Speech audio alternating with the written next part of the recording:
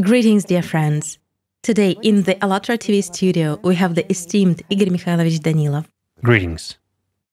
Igor Mikhailovich, we live in a time when technological development is accelerating and technology is becoming deeply ingrained in our life. It significantly simplifies it and makes it more comfortable. Our homes and our cities are becoming smarter, as they say. Robotization also takes place at workplaces, which surely in many ways makes it easier for people to work. And more often it so happens that it completely replaces people. As a result, the negative consequence of robotization is technological unemployment. As of today, we all face a question: what should we do when technology, which seems to make our lives easier, takes away our jobs and our livelihoods? So, today I would like to talk about the difficulties that already exist in today's world and the impact that artificial intelligence will have on our tomorrow. Artificial intelligence. This is actually wonderful. Let's look at it from the perspective of what benefits it will bring to humanity. Let's begin with a simple thing. Today, even in gadgets, we just start looking for what we need. And at that point, precisely the artificial intelligence starts working and gives us hints, right? Yes. Is this convenient? It forms that very newsfeed. It is very convenient. Absolutely right. It forms what is convenient for us. And the desired goods we are looking for are immediately offered to us. Moreover, all the offers that are available on the internet are gathered. Later on, there will be more. For example, some topic is interesting to us, which is Healthcare, for example. Let's take healthcare.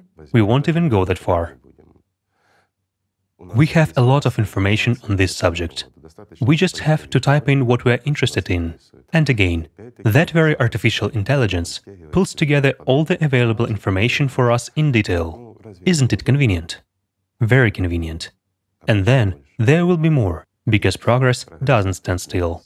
And again, it is all designed to make our lives easier and better. For example, now artificial intelligence is fragmented. It works a little bit here and a little bit there. Well, it makes our lives a little bit easier everywhere, but we have to understand that dozens of companies today are working to create a superintelligence, and they have been working at it for quite a long time. What does superintelligence mean? Superintelligence, my friends, is a single machine with all the information in it, which controls everything. If we take, let's say, 5 years ago, we didn't have such capabilities yet, but they were already working on it, and they were working on it very seriously. And there were no capabilities due to a lack of technical solutions. As experts say, hardware was not quite up to speed. Today, all this is already possible. In other words, we have come to the point where any day now, this superintelligence, well, we will already see its results and benefits for us. And what is the benefit? It's huge. For example, you've touched upon healthcare. Just imagine, there was the pandemic. Many people were sick. Many people encountered it. Many people worried about it. Even healthy people were trying to get a hold of doctors, and so on. But what is healthcare? It's people. People make mistakes. Yes, they are capable of heroic deeds. However, no matter how you look at it, the human factor always remains the human factor. A doctor is seeing patients. He has a lot of them, but he is a human being. And he has a lot of his own problems. But here, he has to switch to helping people, and so on. Does he always have time to get to the bottom of the case? And why there are so many mistakes today in healthcare, friends? It's all because we are only humans. However, superintelligence will not make mistakes. It will absorb the experience of millions of doctors. It will absorb the entire history of healthcare, and it is already absorbing it. Already. It is not absorbing, but has already absorbed a lot. In addition, it will approach each patient individually. That's firstly. And secondly, it will know the entire history of a patient. All the information, the results of examinations, everything will flow into it, and it will accumulate all of this. What's more, it will constantly, as artificial intelligence, as a doctor, will constantly observe a person, what he buys, what goods he consumes, what kind of interests, let's say, a person has, how much stress he has, how much that stress affects him, and so on. In other words, what kind of life a person has and how he lives. Why? Because it will be everywhere. One artificial intelligence will be everywhere. Nowadays, for instance, we have many of them. Autopilot in a car is one device. In gadgets, it's another device. We go somewhere, there is a third device there, while that will be a single system that will absorb everything. It will be everywhere. It's a single center for processing all the information, starting from what you put into a search engine, what you watch, how much time you walk, how much time you sit. This is just an indication of your mobility, or on the contrary, that you don't move enough, right? So a doctor will already be sort of a book of life. Absolutely right. And the doctor will receive this information. Is that bad? On the one hand, people will say, how come? This is total control. No, this is total care for us. You know, this is how the best parents treat their children, when there is indeed not hyperprotection, but real care for their children. Not in a slipshod manner, but they really care about what a child eats, how much he rests, that he doesn't overload himself, that he is not too cold. And naturally, you will agree that such a doctor, well, as soon as you start getting sick, he will already warn you, prescribe a medication for you, will let you know which pharmacy it is in, or he will ensure that it is delivered to you. This is really marvelous. Why? Because healthcare will deal more with prevention. We will have to be treated less and less, and there will be just easy methods of prevention. This is already being worked on, and rather seriously at that.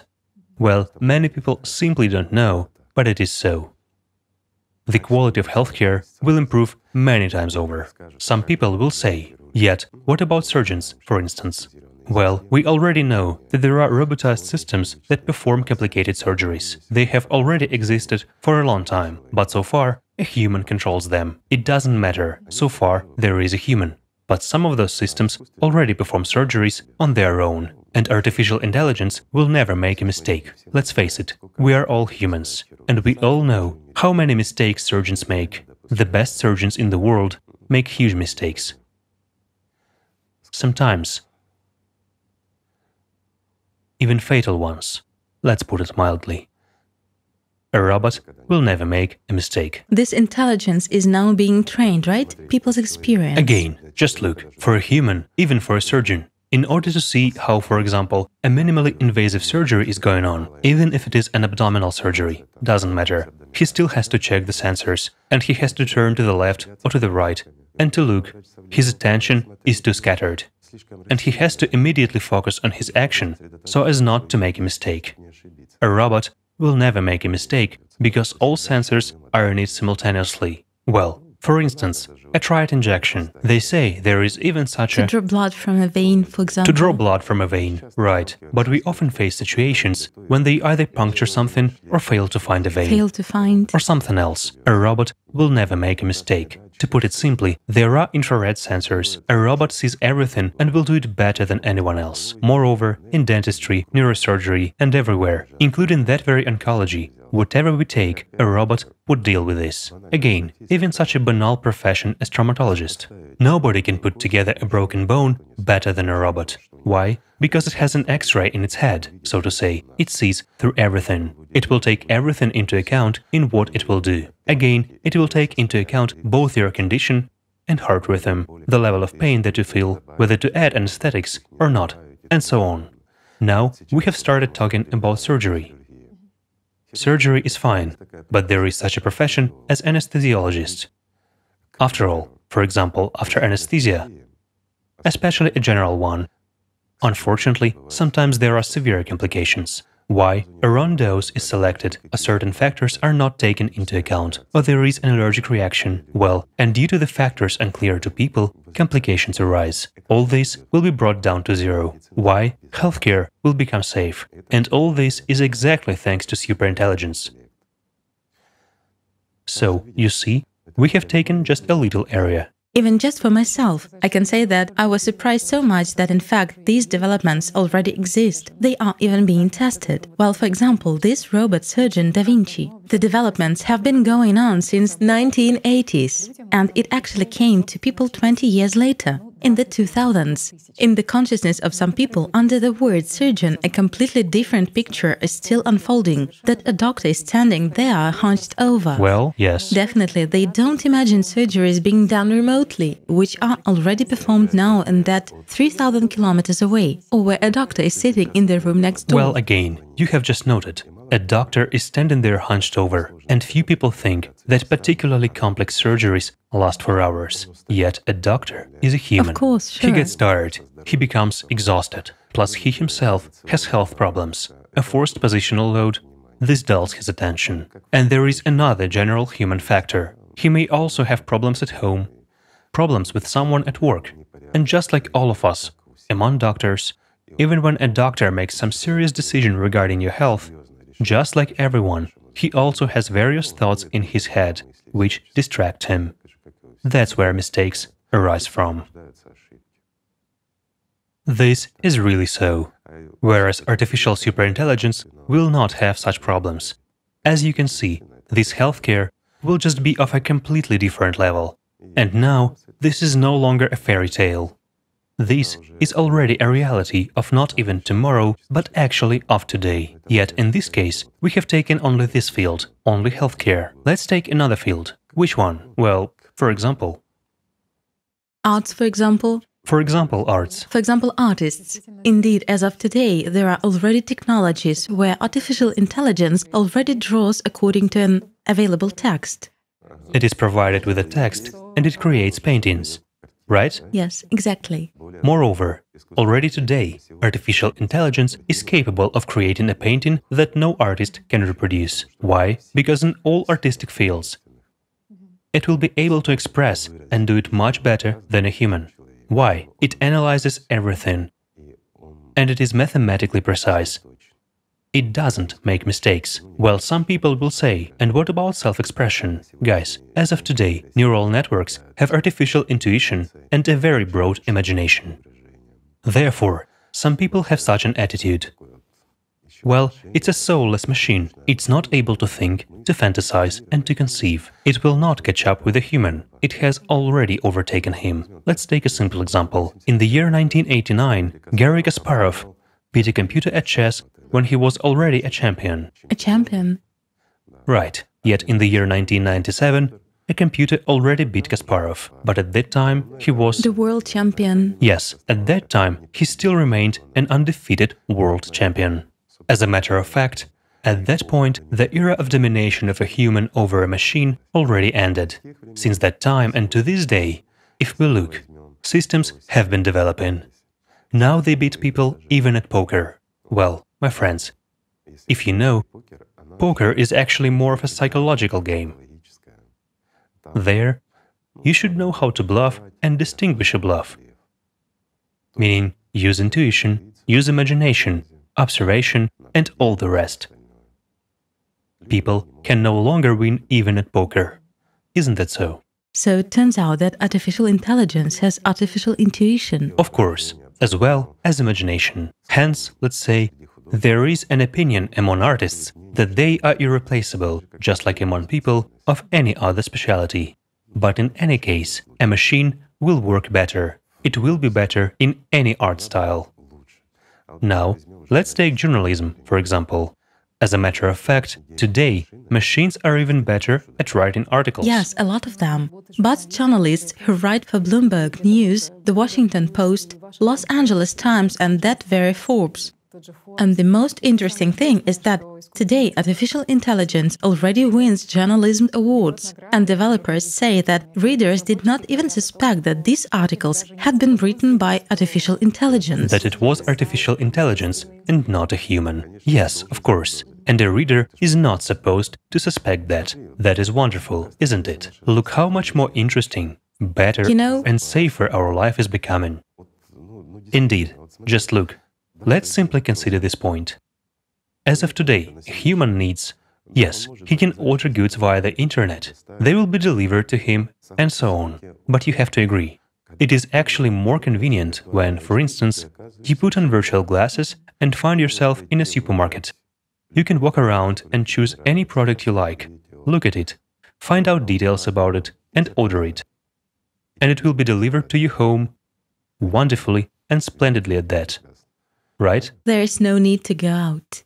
And given a situation like the one we have right now, with the pandemic, and so on, I mean, you don't need to show up, let's say, to leave your house, to be among people and expose your health to risk, correct? Well, yes, as of today, since 2020, there are already delivery bots, sorter bots, and logistics robots. There are delivery bots, sorter bots, and everything imaginable. Just look how convenient that is. Again, let's take the roads. There is logistics, especially people who are long-distance truck drivers. These are drivers who drive huge trucks, and they have to be at the wheel for a very long time, delivering goods from one point to another. Yet, there are already trucks equipped with autopilots, where a machine drives a vehicle. Isn't that wonderful? Heavy labor is eliminated, first of all. Secondly, this is safety. A machine will not allow stupid actions. This is really so. Let's just recall. People were vacationing on a cruise ship. This happened not so long ago, and the captain decided to wave his hand to a friend and grounded the ship on reefs. It is inconceivable that artificial intelligence would make a mistake. It is simply unable to make it, because, first of all, it is programmed to ensure safety and perform everything in a timely and correct manner, taking into account a lot of factors. A human is unable to take into account as many factors as a machine takes. Is that bad? Look, what kind of a wonderful future is really, let's say, on the horizon, right? Perhaps weather forecasters? We will finally have a weather forecast. Maybe. Well, no. Even a machine will not cope with that. Why? Now we have such a situation Many factors. with climate that it's not because climatologists are bad. Here, even for artificial intelligence, it will be very difficult to calculate because everything is changing. At least there can be some kind of a warning system for people. Well, the warning system will certainly be better. It will be faster, better, and of a high quality. For example, there is a threat, a tsunami, a massive earthquake, or volcanic activity. When this is already inevitable, then, again, it's very simple for superintelligence to bring those very buses and evacuate people very fast. I mean, immediately. While people are thinking, yet how is it nowadays? A problem arises, one person reports to another, then higher management makes a decision, then they start searching for a way, where to get those buses, how to evacuate, how to make a road. This takes time. Yes, time is lost. While these are human lives. And just look how many people die because of our sluggishness and our bureaucracy. Isn't that so? And who hasn't faced this, friends, or hasn't heard or seen such things? Those very fires, accidents, or something else. This is really a problem. While in this case, everything will work much faster. Does this improve and enhance the quality of our lives? It surely does. And what about the quality of goods? There is production, hazardous work conditions, monotonous production work, where a human... Of course, this also decreases manufacturing defects and increases productivity. Well, naturally, a human gets tired, right? A human gets tired and begins, well... to make mistakes at a production site, of course. Absolutely right. And sometimes even fatal ones. Simply because of banal tiredness. While a machine doesn't care. It can work 24 hours a day. What can happen to it? It's just a machine. Even if it breaks down, that very robot will repair it right away. Any program failure, it immediately reboots. And that's it. A machine is working again. Why? Because superintelligence observes it. Sort of a big nursemaid for everyone. Isn't that convenient? So, whatever field we take, this is, let's say, a wonderful future. However, my friends, this wonderful future can only be in a creative society. While the fact that this is inevitable, it is inevitable. I'll give you a simple example. Revenues in the IT sector, well, at least this year, will be more than $4 trillion. Just think. Such a huge pie, worth $4 trillion. In your opinion, how many mouths open at this pie? A lot. Especially if we compare that the entire defense sector, including arms traffic and absolutely all kinds of expenses, costs only 2 trillion. These are worldwide expenditures. Meanwhile, IT is worth 4 trillion already. This is significant. Of course. That's why there are those who want to take everything for themselves. And this has been worked on very seriously, thoroughly, and for a long time. As a matter of fact, all this is wonderful. It's both a physician and a teacher. It's wonderful, but in a creative society. While in a consumerist format, there is another side. Why? We have just outlined. This indicates that all healthcare personnel will be forced to look for different jobs. Question: where will they look for them? Oh yes. That's already a relevant issue today, of course. Certainly. And why will a person be forced to seek a job? Because we, as consumers, will not go to a human. We will go to a machine, since the quality is much higher and the cost is much lower, right? We love ourselves, don't we? Are we supposed to love the doctor so much as to visit him at a loss to our health and our wallet? In order to support him. In fact, we will not act this way, because we are consumers just like everyone else. Is this logical? It is. Let's take pedagogy. This year of remote education has shown that people are imperfect. Just for you to understand, the quality of education has dropped by 30%. Why? Because when education is in a classroom, that's one thing. But when it is remote, here a human factor has had an impact. Teachers who were connecting with their children remotely have simply relaxed.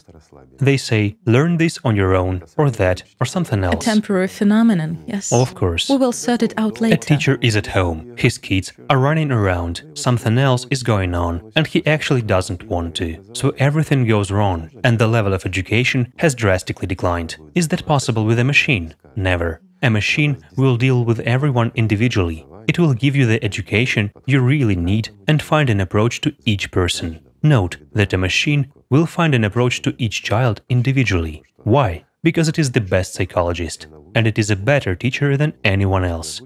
And it will teach any child to the maximum of what a child can learn. Is that bad? It's good. Already today there are similar technologies. Yes, there are certainly these technologies today. Tutors. They are tested, yes. And a serious replacement of all teaching staff, from the junior to senior ones, is already underway. Universities and everything else will all go virtual, as well as secondary schools. First of all, it's all too expensive. And secondly, it all costs money. Well, here, just program one tutor. We have just said that they will get to 4 trillion in IT this year, even a little more. But neither healthcare, nor pedagogy, nor anything else was taken into account. Yet, there are a lot of billions in pedagogy and a lot of billions in healthcare. Isn't that so? And it all flows to one person's hands. It will all flow to one person's hands, to the one who will be the first to create and launch the super artificial intelligence. Will it be one person? As a rule, it's a group. After all, we know history. In history, something is always done by a group, a few people, enthusiasts. Then they start competing with each other. Well, to put it in a civilized manner, and one of them survives. There will be one owner. Why? Because in each of us, friends, there lives L. Each of us is an alpha who aspires to become a super alpha. And those who think they are already a super alpha want to become a mega alpha. They want to become L. And in all of us there is this L. If not living, then dormant. This is inevitable. Give a person an opportunity in a consumerist format, and this will definitely happen. As of today, it hasn't happened, but there have been many attempts. You and I can go back in history and take a look. Hitler, Napoleon, Alexander of Macedon, whoever we take, it's all a manifestation of what? Alpha. A super alpha who aspired to become a mega alpha. A fight for what? For one's own egocentrism. Isn't it so? In the consumerist format. It is really so, and no one will get away from that. So, teachers will be out on the street, and doctors will be out on the street. Everyone will be out on the street. Why? Every profession will gradually be pushed out and taken away. Wherever there is profit, that's where superintelligence will enter. Well, according to futurists, at least one profession will definitely be very privileged. IT specialists, because of the era. Well, not one, three. Even three. They name three of them: IT specialists, Yes. then lawyers, and financiers. These are at least three professions of the future, right? My friends, the first ones on the way out, let's put it culturally, will be IT specialists. It was unexpected. Unexpected. Few people know this. But I will tell you what IT specialists face today. Those who started their careers earlier, at least 10 years ago, and were already IT specialists, programmers, they have earned trust. And they are now in demand. People know that. They are needed. They always have work. But as for young people who are coming in, for them, it's already difficult to find a job. There are still a lot of companies that use the services of IT specialists. But there is already a problem. Why? Because today, that very superintelligence, I emphasize once again, it is in dozens of companies. There are large companies, there are smart ones, and they all compete with each other for being the first to create and launch it. So, this system already writes programs better and faster than those very programmers, even the top ones. And a lot of people already see, especially those involved in IT, they see little programs appearing that are supposedly written by people.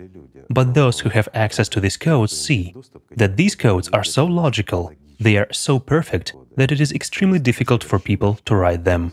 I understand that some programmers now, those who are watching us, will say, "Come on, that's impossible. It's impossible to replace me." My friends, what you use is trivial algorithms, simple mathematics. Who is the best mathematician? In the past, chess players also thought that they could not be replaced. And 200 years ago, weavers, imagine, a profession that had existed for thousands of years and was passed on from generation to generation, they were also sure that they would live this way forever. But then, suddenly, a loom was created. Well, that happened. And let's recall more recent times, when farmers kept draft horses, and their profession was, they worked only once a year, when they had to plow the land. Those who had small vegetable gardens, small areas, they managed by themselves, while there were landowners and people who had huge territories, which had to be prepared for planting, and so on.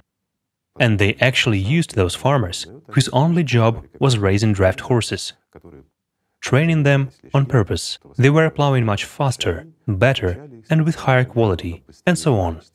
And all year long, they then took care of the animals. That is such seasonal work that provided for them all year long.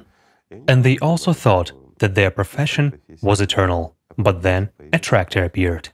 And tractor drivers pridefully thought that they surely won't be replaced until there appeared who? An autopilot. And today, guys, there are already farms where human presence is nominal. Everything, starting with taking care of animals and plants, planting, harvesting, weeding, everything is done by automatic systems controlled by artificial intelligence. So it's just a matter of time, just a little longer. You know what I recalled? There's a psychologist who is basically a consultant to some presidents in the USA. So once he was asked about how he envisioned enterprises of the future. And he said that he envisioned that there would only be 2 employees left in factories. A man. A man? Yes, and a dog. That a man is needed to feed the dog, while a dog is needed to keep him away. To keep the man away from a machine. From machines. Yes, it's already coming to that. But there was also a problem there. Why? Because each machine has to work according to its program, and so on, and people have to monitor it. For example, those very IT specialists are needed to write these programs and everything else. But as soon as superintelligence enters our lives, everything will change immediately. There will be no need for a human at all. Why? Because superintelligence is a multifunctional machine. It will be able to monitor machines, and in case they break, it will be able to timely activate robots that will repair machines, that will clean, restore, build, and everything else. And it will be controlled by merely one superconsciousness. Still, there are people who think that we humans are so perfect that robots will never replace us. Right, everyone thinks this way. I mean, we have just talked about IT specialists. But lawyers also think that, well, how can there be a robot judge? That's unrealistic. There are so many situations, so many insinuations in this jurisprudence. Yet, what is the matter actually about? How to pay a bribe and how to make a deal with a machine? There is no way. The law will be enforced, but they will tell us that this is good. And we will agree, because, excuse me, if you are not guilty, you won't be made guilty. The law will be observed perfectly by everyone. Again, that's wonderful. In a creative society. In a consumerist one, well, in a consumerist one, judges think they will displace anyone but not us. That very Elon Musk said that a lot of smart people really underestimate. They don't understand. And you know what's frightening? They don't understand how serious everything is. And he said, this is pridefulness and actually an obvious mistake, so... It's not pridefulness. It is stupidity. Sorry, people, for such a simple expression, but this is our human folly. We don't assess the situation to the extent that we should assess it. That's why we have come to what we have now. Yet, I hope we will talk more about what we have now. Now we are talking about high technology, and there is a great omission here too. Again, our inner alpha says that we are irreplaceable, right? Right. A stove maker will say, can a robot really build a stove as well as I can? It can, but only 10 times better than you, my friend. Why? Because a robot will calculate everything. The quality of the bricks used, cement, clay, everything that is used, depending on the material and depending on what kind of a stove. And mathematically, it will calculate the best design of a stove for this room, with the lowest cost and the highest efficiency. Why? Because it knows math much better than you do, my friend. No matter what a good stove maker you are, you see, no matter who we take or what we take, there is no profession that cannot be replaced by this artificial intelligence. I recalled how artificial intelligence actually defeated Go players. It already defeated. What they said about how it took place. Well, it was considered to be impossible, but they can no longer win. Isn't it so? They cannot, and they admired the game of the machine so much that it wasn't just taking from the database some moves that people had taught it, but it was doing... It was thinking. It made the kind of moves that people would not be able to make. Right, this is exactly what delighted them. Certainly. That they had never seen such moves. That it is much smarter and sees more ahead. Therefore, any profession that exists today will be replaced with machines. And actually, this is right. That is how it should be. We should be going through this fourth technological revolution, because without technology development, guys, all of us will not see a future. This is really so. I hope we will get to this topic and discuss it as well. Why is the technological revolution so important? Because a human should actually be freed from almost any labor. A human should engage in self-development. Whereas, when a human is busy with work, he has no time to take care of himself and engage in his own development. He has too many concerns. It is true. I also wanted to discuss the opinion of technology optimists who say, okay, there were 3 revolutions, the first, the second and the third one. Yes, some professions disappeared, we adapted. New ones appeared. We changed qualifications somewhere and new professions appeared. Of course. Well, and this time it will probably be the same. It will not. Any profession. Let's take any of them. We already discussed journalism. Let's take performers. Can AI replace them? It can, my friends. Today, we already see concerts of sub-personalities. That is, deceased people whom... Right. Michael Jackson at the award ceremony. Absolutely right. A deceased rapper performs at the stadium. A hologram. A hologram. A beautiful show that is made. No single person can make such a show. And again, the performance is just excellent. So just look, these are benefits. We are simply looking a little bit ahead. Application of modern technologies that are already available and being made, but under the control of artificial intelligence. A simple example. The most famous and well-promoted performers, those whom all of us love, let's be honest, is it their achievement? No, it's their producer's achievement. There are more talented people, in fact. No matter how talented a person is on stage, this only indicates that he has a super talented producer. that grey eminence whom we don't see. Thanks to him, we see those who are on the stage. And now, let's look at how it will start. After all, this is not a sharp change. It is gradual, but fast. Natural. It is fast, but natural. Artificial intelligence will enter unnoticeably for us. Here is a simple example. For instance, my friend, you are a producer, you have funds, you have connections, and you know how to do that. And you have a choice to take a boy or a girl, or a boy and a girl, to become their producer and start promoting them as singers. They sing well, they move well, and they are promising. Or to take, for example, a virtual singer. You just buy an image, let's say, from the same company that created this artificial intelligence, superintelligence. You select and say what kind of image you need, how you envision it, and you are provided with such a virtual avatar. And you simply begin to promote this virtual singer who can sing, reach any octave, and ensure any kind of a performance. He can hit all the notes. Anything, whatsoever. Yes, he never sings off key. He sings better than anyone else. He moves better than anyone else. He's the sexiest and the most seductive, right? A show that is made is also purchased. It's merely, pardon me, a flash drive that is inserted. And the machine does everything. I mean, any kind of show you like. All this is happening on the stage, virtually. Holograms, color, illumination, and everything else. People will not distinguish whether he is alive or not. People will really see a singer who indeed performs, with a wonderful show, a beautiful voice, a very big talent, and who really sings hits only. Who will write that very music better than artificial intelligence? Or those very songs?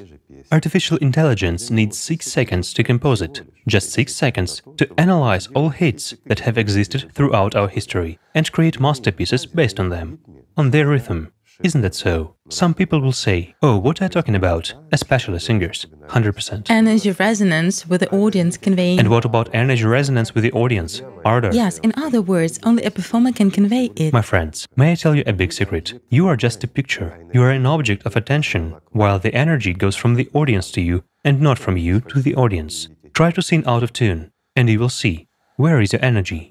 It's the audience that gives you energy when they begin to invest attention in you, while your task is to draw attention. Who will draw attention better? The one who makes a better show, right? Or like nowadays, there are such performers. When he's drunk and falls down on the stage, his microphone flies 5 meters away. The audio recording goes on playing while you are sitting in the audience and listening. Your money and time have been wasted, yes. You are listening, and you see him lolling about. You hear him singing while his mic is lying aside. And you understand that you are just a fool. You have spent time in vain. And money. Well, isn't it so? It is. While a virtual singer will never have such situations. He will not fall from the stage. He will never sing off key or miss any notes. And even a person who has a perfect ear will be pleased to be there. Right? So reality will even exceed expectations and will bring joy. Of course. Also, the hall. We, I mean those who went to concerts, those do understand what I want to say. It's illumination, light glare, distribution of sound around the hall. If you are in the wrong seat, that's it. There is already less pleasure. For artificial intelligence, it's easy. Very easy to create an atmosphere in the hall where everyone will be extremely pleased. Also, do not forget that artificial intelligence will know each of you. It will know your threshold of audibility, where it is exceeded, Perception. where it will be perceived, where it will contribute to release of, let's say, endogenous opiates to excite you. And it will inhibit everything that will irritate you. You will leave satisfied. The same is with theaters. 6 seconds. And virtual actors will perform and present it in a way that people would not be able to perform. Plus cinema. There are already virtual actors too. There are already. Yes, absolutely right. Today, there are virtual ones. Yes, deceased people act in movies. Absolutely right. Virtual actors. So there is nothing complicated in that. All this has already been developed and tested. Now it can be very easily scaled to any limits that we need. Plus cinema. We have just mentioned famous actors and the like. Again, what is an actor? The more famous an actor is, the more appealing he is, isn't he? The one who participates in a movie is like an advertisement, but he costs money. While this is, pardon me, let's take an annual budget. Who would refuse such an amount? It's much simpler to use to create virtual characters, our movie characters who used to be there, all of whom we now watch, love, respect, and so on. They will become history, like Charlie Chaplin and others from black and white films. We will recall them like the past. Whereas new actors who will come will not grow old. They will easily change their image, and we will like all of them, right? They will be recognizable and loved just the same. But they will cost nothing. Why will they cost nothing?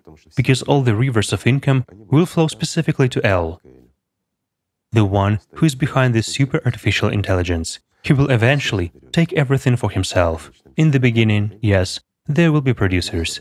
They will play with it for a year or two, 3 years at most. But then he will force them out. Nowadays, there is also the subject of deepfakes, when channels of famous actors Absolutely right. appear somewhere at that very TikTok, Right. where it is simply very difficult for people even to distinguish where they are real and where not. Yes, but in actual fact, this is, pardon me, already a machine that is really learning. This is what I'm talking about, that people themselves contribute to machines learning, neither seeing nor knowing that. Let me go back to technology a little. For instance, many IT experts, top programmers, are sitting and writing codes. They get an assignment. They don't even know what they're doing and what for. Or some fairy tales are told to them. Well, a person has done it, and everything seems to correspond to the specified task. Then all this is returned to them, and they are told, no, redo this part, something is wrong here. They actually understand that they will make it worse, but they are paid enormous money for that. Isn't that so, friends?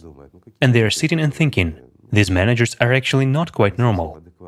They pay big money so that I take something good and make it worse. Well, money is paid, so they make it worse.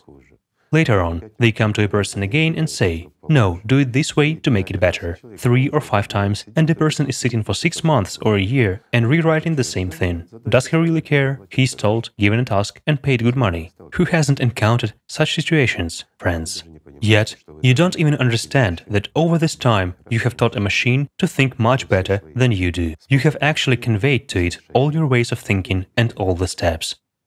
So you know, like Judas, you have sold your future for 30 pieces of silver. You could have kept receiving 20 pieces of silver until retirement, because nobody would. It would have been impossible to create artificial intelligence if it wasn't taught. Yet, top specialists simply teach a machine with their actions, how to think, how to solve, how to create, and what programs to use. They don't just teach it, but they have already taught it. Do you know what the most interesting thing is? That right now, yes, exactly now, a large number of programmers, the best programmers, are writing various codes. But these various codes they are writing are the codes of their future unemployment. And not only theirs, but also of their friends and co-workers. This is really so. This is actually the whole point of creating a mega-intelligence. Artificial intelligence, which you, friends, are programming right now without even knowing that.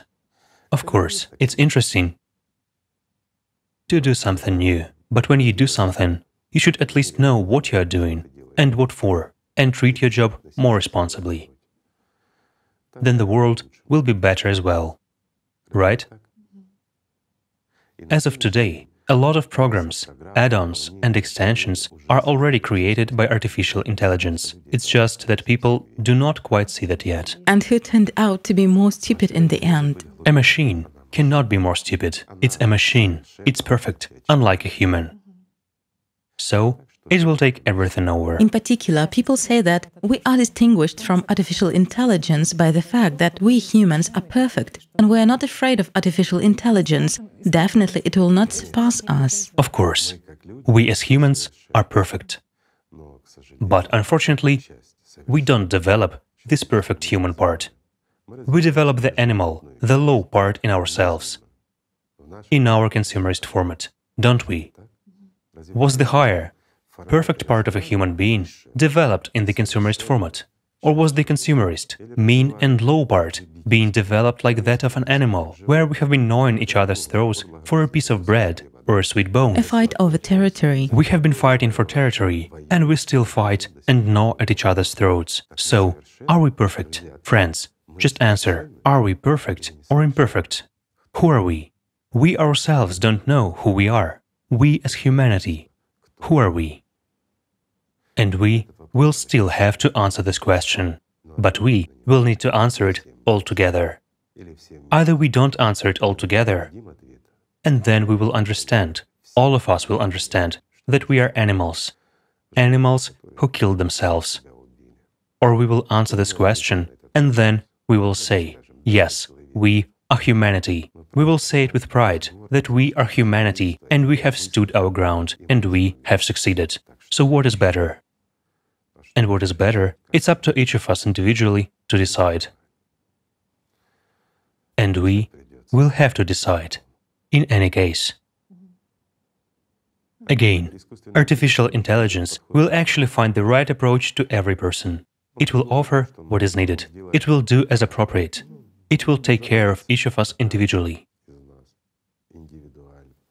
Don't we really want to be taken care of? So, it will take care of everyone. But, excuse me, friends, it will also live instead of each of us. Yet, already now, we even like products made by artificial intelligence more. Let's say there used to be such a seemingly creative profession as writing a script, creating an advertisement. Exactly. But when people voted, when both a person and an artificial intelligence were given an assignment to make a commercial, and suddenly Bots made it much better than people. we liked it, yes. Both experts and people who voted liked the work of bots more. Yet, these are the first steps. Why? It's admitted with caution so far. Restrain it. Creators, so far, restrain it, and they do it cautiously and unnoticeably. As a matter of fact, behind many real famous writers and journalists, there are bots. Just so you know. Yes.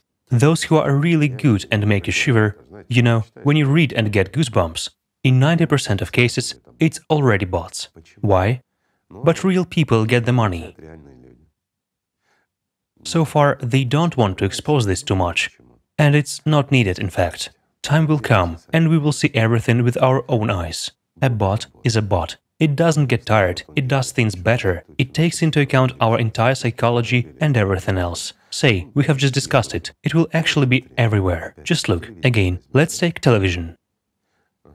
Basically, there are already virtual anchor persons, right? There are anchor persons, yes. And look, how many people are needed? Studios are needed, proper equipment is needed. That's a huge consumption of energy, plus buildings. That's a lot of problems. Well, everything changes. Nothing is needed at all. And you will have wonderful television. You will have outstanding hosts who will make whatever shows you like. Right? Initially, it was actually introduced sort of with good motives. Of course. That on night shifts there would be these virtual hosts. Right. And they will be the reporters in some dangerous places. They get in sort of under good pretext. Well, yes, a person doesn't have to be there. It's enough to send a bot. Some bot has recorded a video, and all this is immediately broadcast. But on the screen, we see very well, it's a beautiful girl or a serious man who is reporting from a military conflict zone, while in fact, it's a robot crawling there. Isn't it easy? This is already done today. As of today, basically, deepfakes are even in documentaries as well. Of course. Where a character's face should be hidden. It is not replaced with a mask. Like in the past, they distorted a voice or a face, but a neural network simply changes a face. But the image is simply changed. Here is the answer. Probably such a face even exists somewhere. Here is the answer. But soon, all this will go away. Again, why? These mass media are our opinions. I mean, they impose their opinion on us, eventually to such an extent that it becomes ours. This is control of the masses. Will they let it go, friends? Of course they won't. Some people, certainly, if the owners of TV channels hear this, they will say, "Oh no, I won't give it up." But who will ask you, my friend? They will create an alternative channel, much better than yours, and everyone will run over there. After all, we are consumers. We always go where it's better, softer, and more interesting for us, right?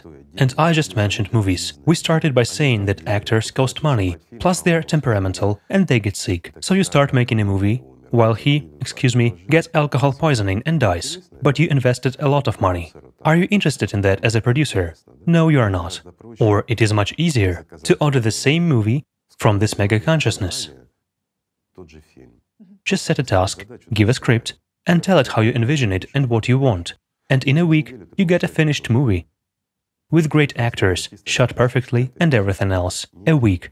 10 times cheaper, 100 times more profitable. Isn't that so? And if you want, even with your participation. Anything you want. With the participation of any actors, with your participation, and everything else. Drones can fly and shoot wherever there is a location. That's all you need. Then a machine draws and creates it all. The machine can make a movie in a week. A movie that takes a year to shoot, with such production that really a lot of people and a lot of money. What for? And that we, as an audience, will be entirely satisfied. Why? Because our doctor, our hairdresser, will make this movie, right? Right. Or our teacher. Yes, don't forget that it's all one thing. It's all one thing. Yes, exactly. And our grocer, it's all one thing. He will know us in tiny detail. So he will create movies that we will like. And there are only 4 types of us. 4 movies. And the population of the entire globe will love it. Isn't that so? You can create a universal movie that at least 3 types will like. These are the most popular and the rarest films that there have ever been in entire history, which most people adored. While a bot can release a new movie every week. Easily. Moreover, it can release hundreds of films, but every week it can release them to a customer. Let's say, to that very producer. And a producer can release 4 films a month. So every week we will go to a new movie and see a continuation of characters and things like that. I'm not even talking about TV series or anything else to hook a person to the screen. That's easy. And not just to hook, but to push any advertising through. To impose their opinion on us, to induce a desire in us. Well, isn't it so? After all, it's a consumerist format. I mean, everyone does that, don't they? Don't they impose it on us? They do impose. Do you know who else can sit and talk calmly right now? Those are bloggers who will say, well, they cannot replace us, my friends. Bloggers. Opinion leaders, and so on. As of today, there are bloggers who are already equated to serious television. Right. With a mass of subscribers, yes. With millions of views, and so on. Who is going to leave that niche vacant? Let's speak honestly. Friends, after all, it's an influence on the masses.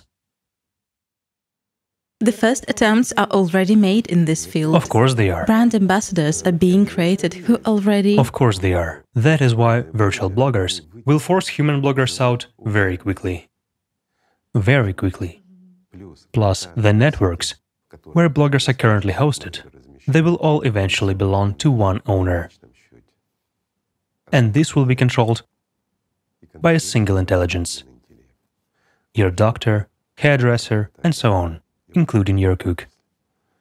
Isn't it so? Yes, consciousness could not imagine that L would be like that, meaning a person... And that's where it all starts. It seemed he would be some kind of a world ruler. I don't know. They gathered... It's the one who rules the world. And then we will vote for him, and we won't get away from that. Moreover, we will pray to him 20 times a day. He can put himself in, and 100%, he will put himself in God's status, and whatnot. That's the way we are arranged, and we will pray to him absolutely sincerely.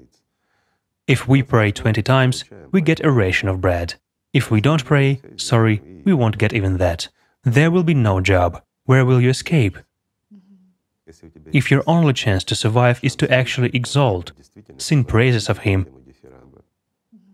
and do what he says, because almost all professions will be controlled and performed by artificial intelligence. Or, let's say, people will be allowed to do certain jobs precisely with his permission. This is really so. It's just that today we don't want to believe in this. In fact, let's look at how our consciousness works. We don't perceive this, we don't want it. And we do what? We reject it. Yes. Meaning, we don't even think about it. How much proof and examples have been given? Even you just mentioned them. How it's already being implemented. How artificial intelligence already surpasses us. It has entered our lives and replaces us. Well, these are isolated cases. It draws pictures and wins in games, and it's already on TV. Not to mention the fact that it took away many people's jobs, because there are so many robotic systems out there, and we somehow perceive it like, well, it cannot replace us. It will, my friends, easily. Do you know who really thinks they won't be replaced? There is one profession where people are 100% sure that they are irreplaceable. It's the institution of priesthood. People say, Well, they stand as mediators between God and man. How can a machine stand there? And that's where you get a big disappointment, friends. Let's start with the fact, for example, in that very Buddhism, they have already created a goddess for themselves. Goddess of mercy. Yes. Plus many of you already have virtual chapels, where you can come and light a virtual candle for 10 cents. Isn't it so?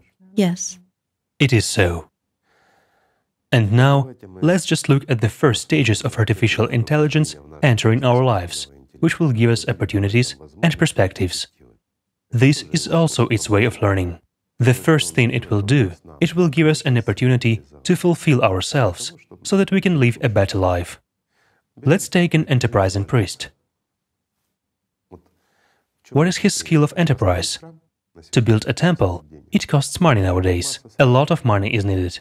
You have to get it somewhere, you have to find a sponsor, and then again, even if you build it, you have to take care of it, maintain it, heat it, clean it, cool it.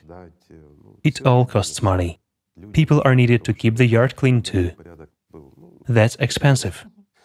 It is much simpler to buy a virtual temple, for example, from that very superintelligence.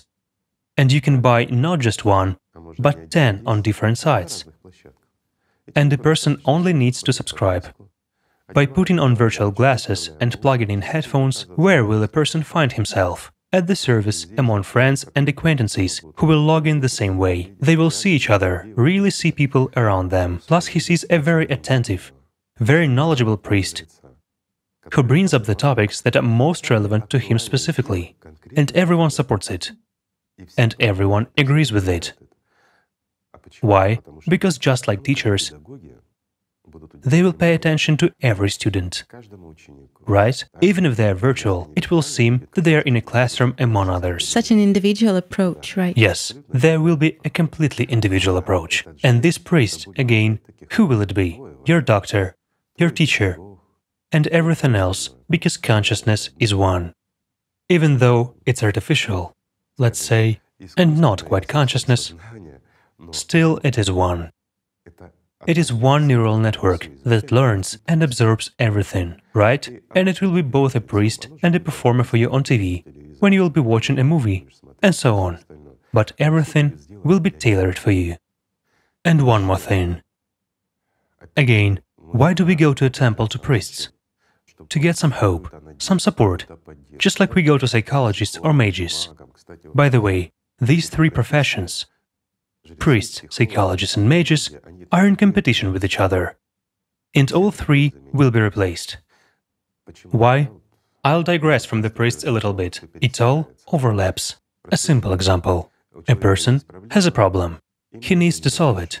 He wants to foresee the future and solve this problem without making a mistake. Where does he run to at this point? Either to a priest or to a mage.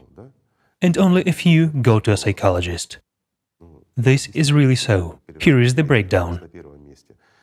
Today, in the first place, we have priests, then mages, and in the third place, we have psychologists.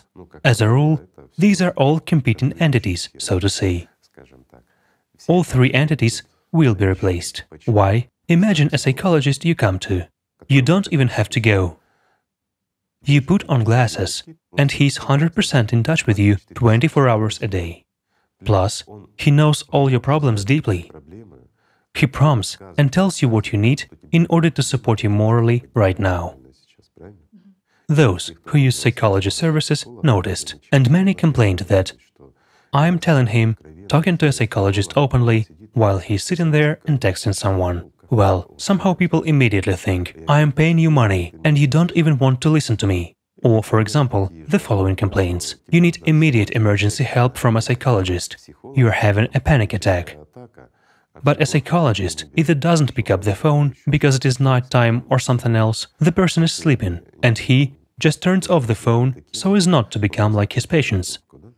Or he is busy with another patient and doesn't pick up the phone either. But you're having a panic attack. You need urgent help, and he's not available for an hour or an hour and a half. In an hour and a half, an attack will subside by itself, while a virtual helper is available 24 hours a day. either the first, the second, or the third one. A mage is exactly the same. It's again that very artificial intelligence who knows all your problems. He will do and perform a ritual and advise the best way out of your situation. Anyway, it costs him nothing to solve your situation and really suggest the right way out for you. Who will you go to? Will you go to a real temple, to a real priest, who, pardon me, is a human being just like you, simply an exhausted human with his own problems? Of course not. If you need to, you will go to a virtual temple, because what is the most important thing for you? To be loved and respected, right? Isn't that so, my friends? Care is important for people, yes. Where you are loved, respected, appreciated and cared for, that's where you will go. I understand that some institutions will say, no, we won't allow that. They won't allow it. They will. Do you know why? Because those who will be the first to start all this, they will be on top. Because the whole flock from other religions, from other institutions will begin to join them in these virtual temples of theirs. Imagine, again, we go back to that progressive, so to say, businessman priest, who opened 10 temples. He is sitting on a couch, drinking beer, watching some entertainment, something else, while the temples are working. Is this profitable? It is profitable. Guys, I'm not against religions, so don't start. We live in a consumerist world, and this is really so. That is our reality. So we have to be realistic about it. Until we stop lying to ourselves. Who are we deifying? People. Those who work. I am not saying which religions. In all religions, at one temple or another, or something else. Yet, he is just an ordinary man. He is worried, just the same that the fish aren't biting. He drinks beer, just like you, my friend, or something else. Why? Because he is just like you, or like your friend, or like your acquaintance, and so on. And everyone wants one thing, to satisfy their own alpha, to earn more, and to work less. That's the mindset of our world. And nothing else. Just business, he says, nothing personal, you know? This is really so. This is the problem of today. The problem is in our format, our way of thinking, and our approach. And who among you wouldn't take an opportunity to create and implement this artificial superintelligence in order to satisfy your own ego? Honestly. I understand, yes, a lofty, grandiose idea. I don't take the people of Allatra, those who are really pure of heart, but I'm speaking generally, from a strictly human point of view. Isn't that so? It is so. Do you think this won't be implemented? It will be. It is already being implemented. Especially when global competition pushes you to that. You can refuse, but what will you be left with, basically, in this world? 100%. It's a matter of survival. A simple example. If you don't do it, your competitor will, and he will be the king of this world, while you will be an outsider. And in the end, it's you who will be jobless, because he, being much smarter and more successful, will take everything. Well, isn't that so? Or does one big business not overtake small businesses? It does. No one tolerates competition, and everyone wants to be a leader. Of course, they might say, what about anti-monopoly committees? What about other things? Guys, a simple example. Even the very start of this superintelligence, which will absorb only IT, it's a pie worth 4 trillion. Mere crumbs will be enough to silence everyone's mouths. Isn't that so? Let's recall Microsoft. And that is merely Microsoft, while we are talking about 4 trillion. So where is the court's decision regarding anti-monopoly? Moreover, you know, unlike Microsoft, there is, although there too, it was considered that a lot is done for people. After all, they had to justify their decision in favor of Microsoft. Why the monopoly is maintained, yes. Right, absolutely right. While here, we started with what benefits this artificial intelligence will bring to us, people. Well, who is that person then? It means speaking out against humanity, right? To speak out against the wonderful healthcare that saves lives. How can you speak out against wonderful teachers who will teach kids, right? Again, to speak out against the idea that all cars would actually be controlled by autopilots from a single center.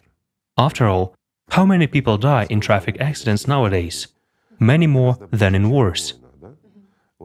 Again, it's a paradox. In the 21st century alone, we have been there only 21 years. Yes, only 21 years, and there have already been more than 50 military conflicts. Why do they happen? Here is the answer. No war, not a single war has ever happened because of some ideological or other events. Everything always happens because of somebody's profit. It's just business. Everyone knows this and everyone understands it today. Behind any military conflict, there is somebody's business. This is really so. Whereas here, excuse me, honestly and gently, sort of saving and helping everyone. Well, how can such a thing be forbidden? Especially when he possesses such a pie. Here is the answer. It's all going to happen. And there is no escape from that. Those very cars on the roads. How many people die? A lot more than died in military conflicts. Yes, for example, in 2015, 9 times more people died on the roads compared to military conflicts in the same year. Look, 9 times more died on the roads. Whereas here, we almost eliminate not just human deaths, but even traffic accidents are eliminated. Well, one cannot foresee everything. There can be different circumstances, climate and accidents with bridges. It can happen, but those are isolated cases. As for what happens nowadays, that, excuse me, one accident after another, especially in big cities. Look, every day there are a lot of accidents. All these will be stopped. Why? Because people will drive cars with autopilots, controlled by a single intelligence. They will never collide and will never violate the rules. Isn't this convenient? It is convenient. You go, press a button, and it takes you where you need to go. Meanwhile, you can browse on your computer, your tablet or your phone, right? It's very convenient to entertain yourself while en route. We mentioned Microsoft, and I just recalled Bill Gates telling 6 years ago that he doesn't understand why people are not concerned. Because artificial intelligence will replace jobs that give you a sense of purpose and self-esteem make some sense. Because Bill Gates is one of the smartest people on our planet. And afterwards it will compete, and it will evolve, and it will already compete with the goals of human systems. 100%. Meaning he warned and expressed his concern, basically. Yes, and he was right. And now we are facing this. And it's developing very quickly. Those very Microsoft CEOs also say that even during the 2 months of the pandemic, we gained almost 2 years 100%. of this global digital transformation. Yes. This is how fast the pace is now. There is another question. Why has development accelerated so much? That very Bill Gates noted it all. Because there is already artificial intelligence. Neural networks already work much better, faster and with higher quality. And in many aspects they perform much faster and better than humans, because they have already replaced humans. We just don't see it yet, right? Isn't that a signal to you, friends, IT people? As long as they pay money, we don't see it, right? If we take science, for example, will it be replaced? Science. Science will become a thing of the past. As soon as AI starts up, when the owner decides that, yes, I am releasing it, the owner of this very intelligence, when it is powerful enough and captures all fields, so to say, it will be enough to press a button and the process will begin. And some of the first to be replaced will be those who consider themselves scientists. Now, it will be a shock for many people, but it is true. Let's take simple sciences. Archaeology, history, cultural studies, just everything, all of it entirely, will be a thing of the past. No one will be able to compete with artificial intelligence. That's the first point. Secondly, it will never engage in plagiarism. It doesn't need any titles. After all, let's be honest, what do they fight for in science? For a title, for one's position. Again, an alpha. Right? Meaning, people struggle for their own alpha, not for science, not for discoveries. There are no colossal discoveries after all. If there are any good, interesting discoveries, they tend to be made not by those fighting for a chair, but by those whose names are written into those discoveries later on. Isn't that so? Moreover, they are the last to be written in, while those who had nothing to do with these discoveries are at the forefront. Well, those who didn't go through this do not know.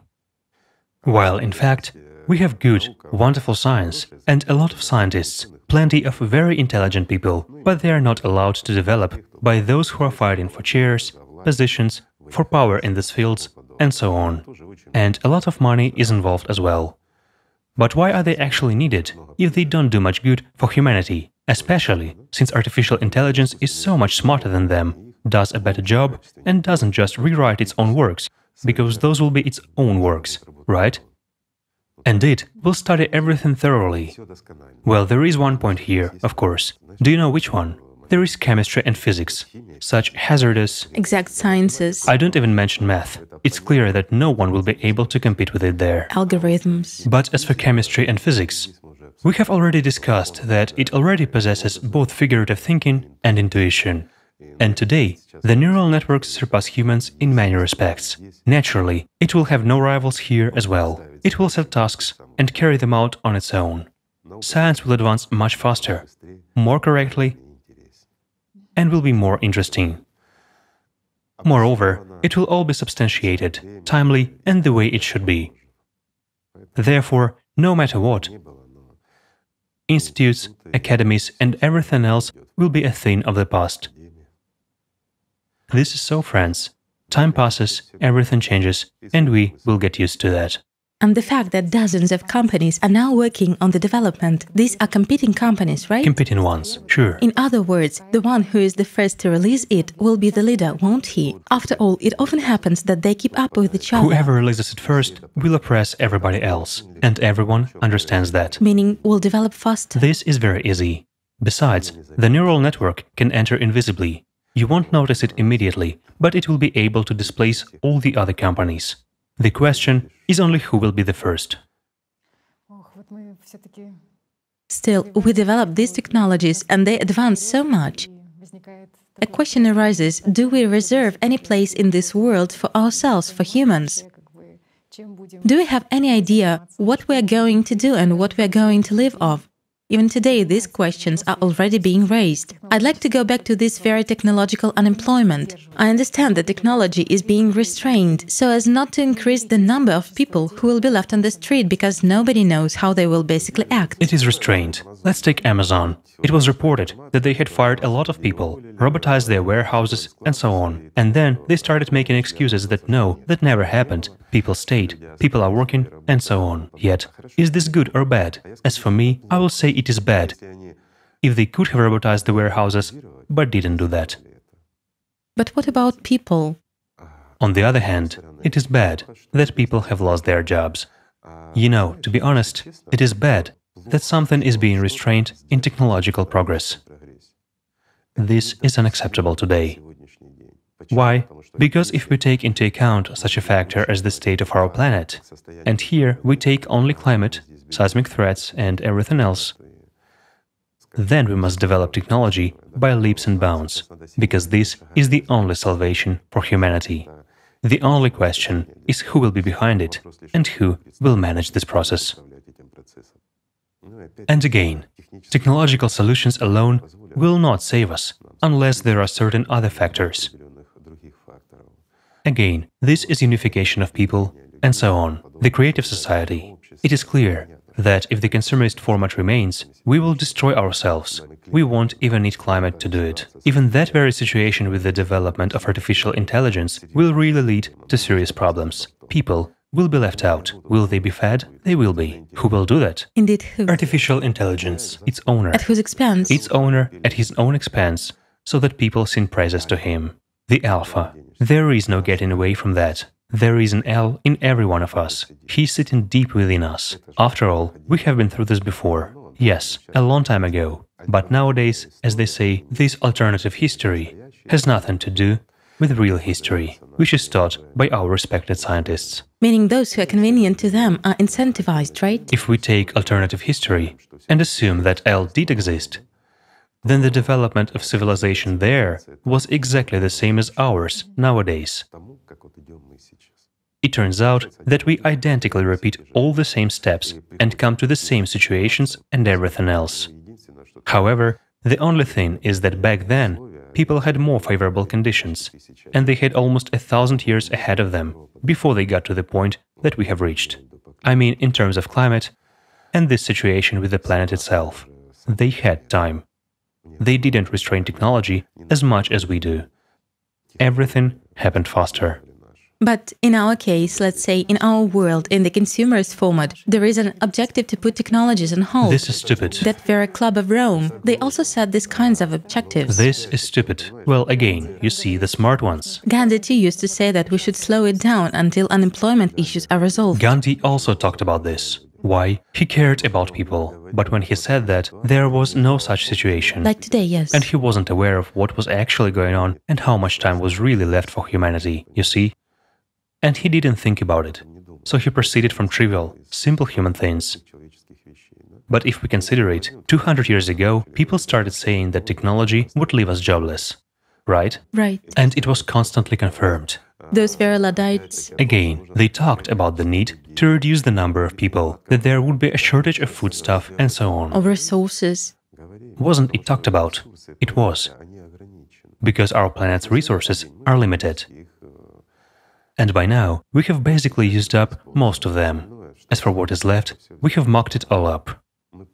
As of today, we have basically killed our planet. It's already in sort of a terminal phase, so to say. It urgently needs resuscitation. Maybe something will work out yet. And here, again, in order to resuscitate our planet, we need certain conditions, and at the same time, technological solutions too. If we restrain the development of technology, how will we resuscitate what is left of our planet? A simple question. This is a double-edged sword. There should be a simple solution here. The simple solution is to change the consumerist format to the creative one. It is the simplest solution today. But again, will people want this? Majority of people do not really see simple elementary things. They don't see what is going on around them. Isn't that so? Let's take that very Bill Gates, for example. When did he say that the Earth is overpopulated? For how many years has he been talking about this? You've just mentioned that very Club of Rome. Yes. On those very guidestones. In Georgia. In Georgia, yes. It's clearly defined there that the number of people must not exceed 500 million. If we had listened back then, and would have reduced population naturally, that is, without violence, again, even taking into account slight eugenics, for example, right? So that the best of us could procreate, while the rest would sort of refrain from procreation for the sake of the future population of all humanity. But for this, people should have been incredibly smart, shouldn't they? Yet, there is pridefulness in all of us. We are all so cool. How is that? We are the smartest. Even the biggest fool believes he is the smartest. Isn't that so, friends? All of us are proudlings, and in fact, merely animals. Because most of us exist by instincts. And where has that led us to? To anything good? I'm sorry. If we had listened back then, humanity would have had at least another 100 years. Yet, does humanity have 100 years ahead of it, if even scientists have started saying, guys, we have 30 years at most? And some say 50 years. If even scientists are already talking about it, guys, you should think. And why do they say that? Because it turned out that we have literally killed our own planet. Plus, some unexplained and incomprehensible external factors emerged. This is so. Yet, were we not told how we should live? 2000 years ago at least, and the last time 1500 years ago. Didn't they talk about the creative society? I mean, the prophets, on whose knowledge priests build their institutions afterwards. Isn't that so?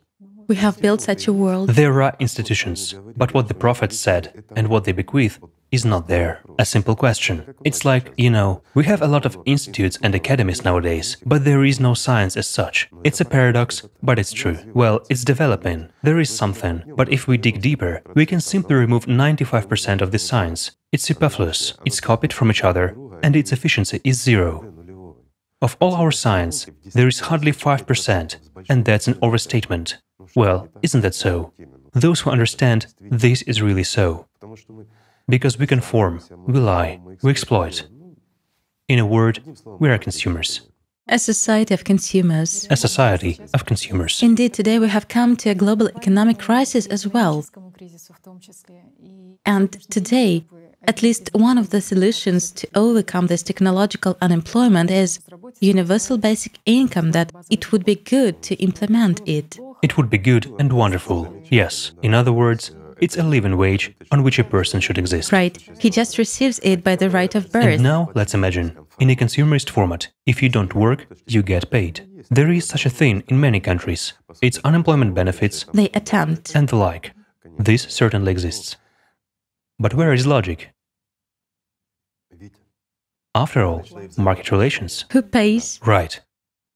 A person does his best. A person works, and he has to pay to the one who idles. Is it an honest distribution of funds? A simple question. Or not? This doesn't make sense. From a certain point of view, it's unfair compared to... It is actually unfair from any point of view. Yes. When a person has arms, legs, and he is healthy, I understand it if a person is sick, has a trauma, or something else. Yes, we as a state, as society, must support these people. That's right. But when a healthy adult person just doesn't want to work, and we have to support him, it turns out that I am deceived. If I work and earn, my money is taken to support an idler. What kind of a consumerist format is that? Right? It's already sort of a handout format. Again, deception. I earn, but I have to give it away. I need funds. I earn them in order to consume more and more of the more expensive goods. While in this case, I have to go ahead and give it to those who don't do anything so that they could consume. They will live in a consumerist format, whereas I thus have to exist in a handout format. Is this what it means, friends? Or like in that movie, the one who doesn't work eats? He says, "Watch and learn, student." This is actually wrong. Unfair. At the very least, it's unfair. Exactly. It's a robbery of honest citizens. You cannot call it otherwise, right? We support idlers. And idlers have nowhere to go either, so it's a dead end. And where should idlers go? Yes, nowhere to go. And there will be more and more of these idlers as technology develops. This is inevitable. Today, it's already a critical state. It's an extremely critical situation. And tomorrow, it will be much worse. Why? Because this happens every day. There are a lot of enterprises which, especially during the pandemic, industrialization, robotization and everything else has made a big step forward. Why? To put it simply, because people were replaced with robots. Yes. However, people somehow have to live, to survive somehow. Whereas now, a mass of people has been left without jobs. What's next? Let's say, in order for those who are left without jobs not to rebel and not to overthrow those whom we elect, those whom we elected will take money from us. From those who are, on the contrary, have raised production, but replaced people who were working remotely anyway, replaced them with robots, started producing goods for the same people, and ensured cash flow. Well, This is at least some income for them, right? supported society somehow and earned an income. And now he must also pay salaries to those who do nothing. Is there a logic here? And they demand redistribution of these funds in the world. And they actually demand redistribution. A fair one. Of course, the poor always want to take everything from the rich. They don't want to earn. Where is the logic here? There are a lot of revolutions and all the rest. There are slogans, freedom, and the second one, redistribution of funds. We will take from the rich and distribute among ourselves. The poor, well, isn't that so? This is illogical in a consumerist format. It contradicts itself because it is finite. We have driven ourselves into such a dead end. Can there be an economy without consumers? No income, no consumption. No. Of course, there cannot be an economy without consumers. Consumer society is precisely built on a continual growth of consumption. I mean, in our society, we have a constant increase of funds that we invest in a consumerist format, consumption itself. Then the entire consumerist format begins to be revived. Why? Additional production is built, and so on. Plus, we haven't taken into account the main thing. The number of people is constantly increasing. And our consumption is increasing, right? On the one hand, this seems to be good. Everything is wonderful for a creative society, while for consumer society, all this is ruinous. So, no matter how you twist it, there is no way out. Many people will say, what do you mean, there is no way out? And from where is there no way out? I mean that situation which we have really entered today, my friends. We talked about this a very long time ago, but we were not listened to. we were laughed at. Those who have been in Alatra for a long time, let's just recall how we were laughed at when we talked about what is happening now. And now, those who laughed at us begin to talk about it and say how serious it is. But why? Because people who are above them started talking. As long as there is this Jacob's ladder in their heads, someone is superior, someone is inferior, there will be no order. There are no people who are either superior or inferior. All of us are humans. All of us are equal. But as long as a person, let's say, belittles himself before someone, it's a world of animals. No matter if you belittle yourself, my friend, or not, your alpha strives to be above everyone. Really. And you cannot implement it even in your life. You just try to prove it in your head. You argue with presidents and with everyone else. Just stop engaging in foolishness. Look around sensibly, and you will understand how we, ourselves, all of us, both you and I, and all of us, have ruined our world. It's indeed on the brink. And there are plenty of confirmations of that, since this is already discussed openly. It's just that indeed, the soap bubble of consumerism, which we are blowing up, is really about to burst. Those very doubts, it seems that they are already breaking records. Wait, we as humanity are blowing up a soap bubble only in the field of finance. Yes. While this is, pardon me, merely an equivalent of exchange. It was made up by people, so they are blowing it up as they like. Will it burst? Of course it will.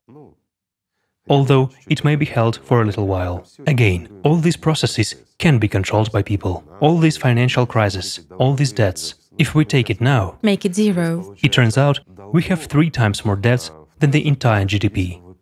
Right. So, in fact, this has to have been the default of everyone and everything for a long time already, because the most developed countries are the biggest debtors. By the way, why? Because they are super alphas. They play alpha, meaning who is cooler. It's like in a sandbox. Look, you go outside, especially those who live in residential areas. Children are playing in sandboxes, and you'll see how little kids compete for being the alpha. And now, look at geopolitics. You will see old guys who play at geopolitics just the same. Not in sandboxes anymore, but in our countries.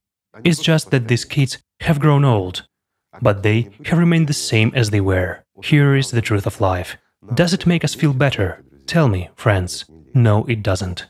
When an alpha predominates in us, we become slaves to this. And countries are not different from sandboxes in any way, because those very little kids rule over them. They spend all their efforts to support this level, 100%. the status of theirs. Again, it's a blown-up soap bubble. It is fear of descending to a lower level. Fear of descending. Yes, we'll become lower. And why is there fear? Because we live in our own way. Just look, why have more than 50 military conflicts happened over 20 years? A simple question. Because to this day, we as humanity are not a civilization. A civilization is a single organism. Like, there is a single organism in an anthill, there is a single organism in a beehive, while we, excuse me, have a common anthill, but it is divided into a whole bunch of, let's say, don't go here, go there, here it's mine, there it's yours. Well, this is somehow incomprehensible. Can such an anthill survive? A simple question. It cannot. Why? Because it is divided. While, in fact, we are the same animals, just like those very ants and all the rest. Isn't that so? It is. We, humanity, as a whole. And what is the law for animals, insects, and all the rest? It's expansion, meaning an extension and seizure of someone else's territories. This is exactly what we do, but we do it to each other. Is this a civilization if it acts this way towards each other? Imagine, there are ants, a left wing, a right wing, and they start taking away from each other. Will they survive? No, they will not. The alien hand syndrome. Or bees that will start dragging honey from one honeycomb to another. Who will actually bring it to them there? Well, this is true. While we act in the same way, that is, we fight with each other, we take away from one another. All our development actually consists in devouring each other and taking away from each other. The 21st century.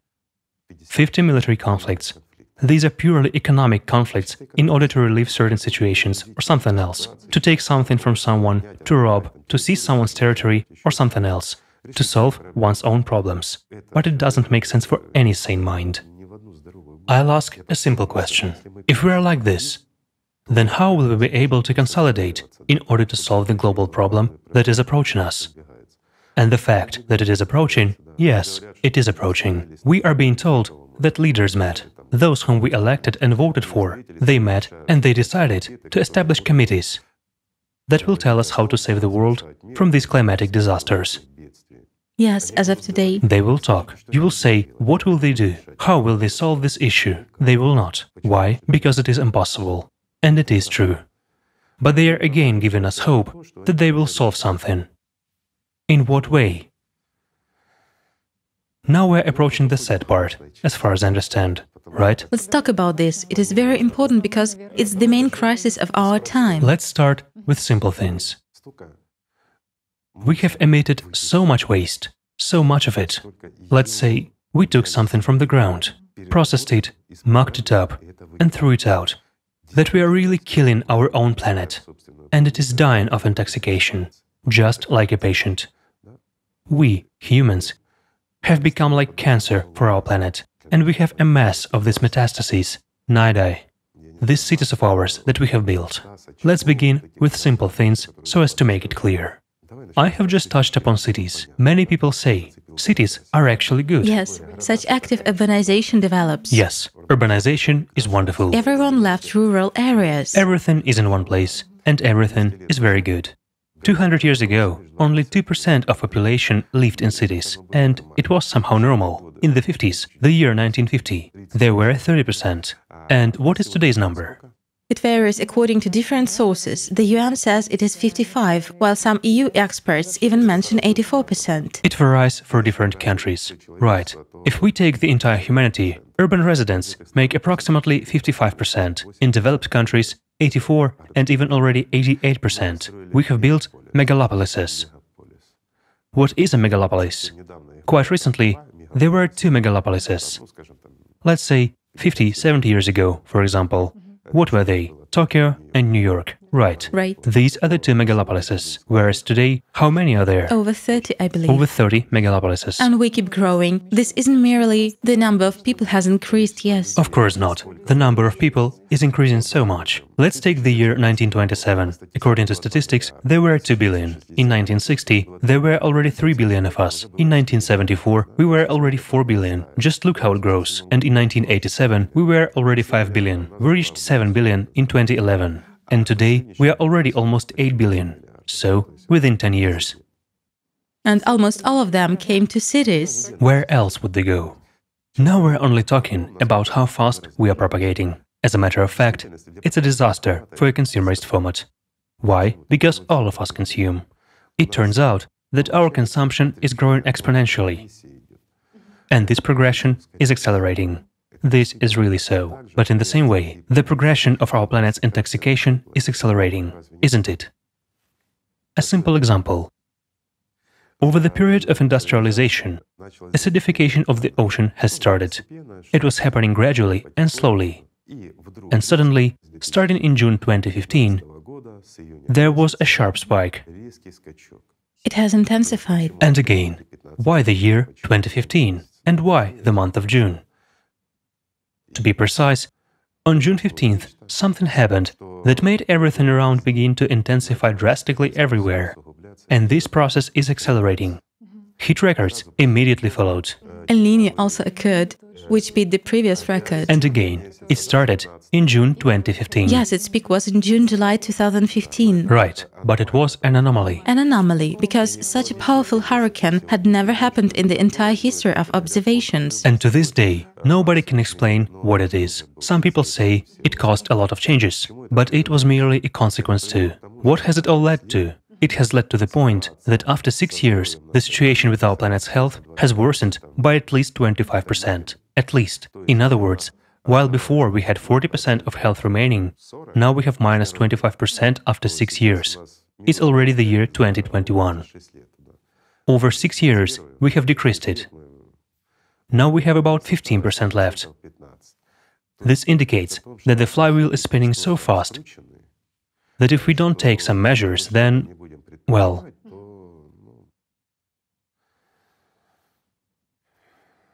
Then we keep silent about that. We are not saying anything. We are only saying that the situation is really not good. And we spoke about this God knows when, didn't we?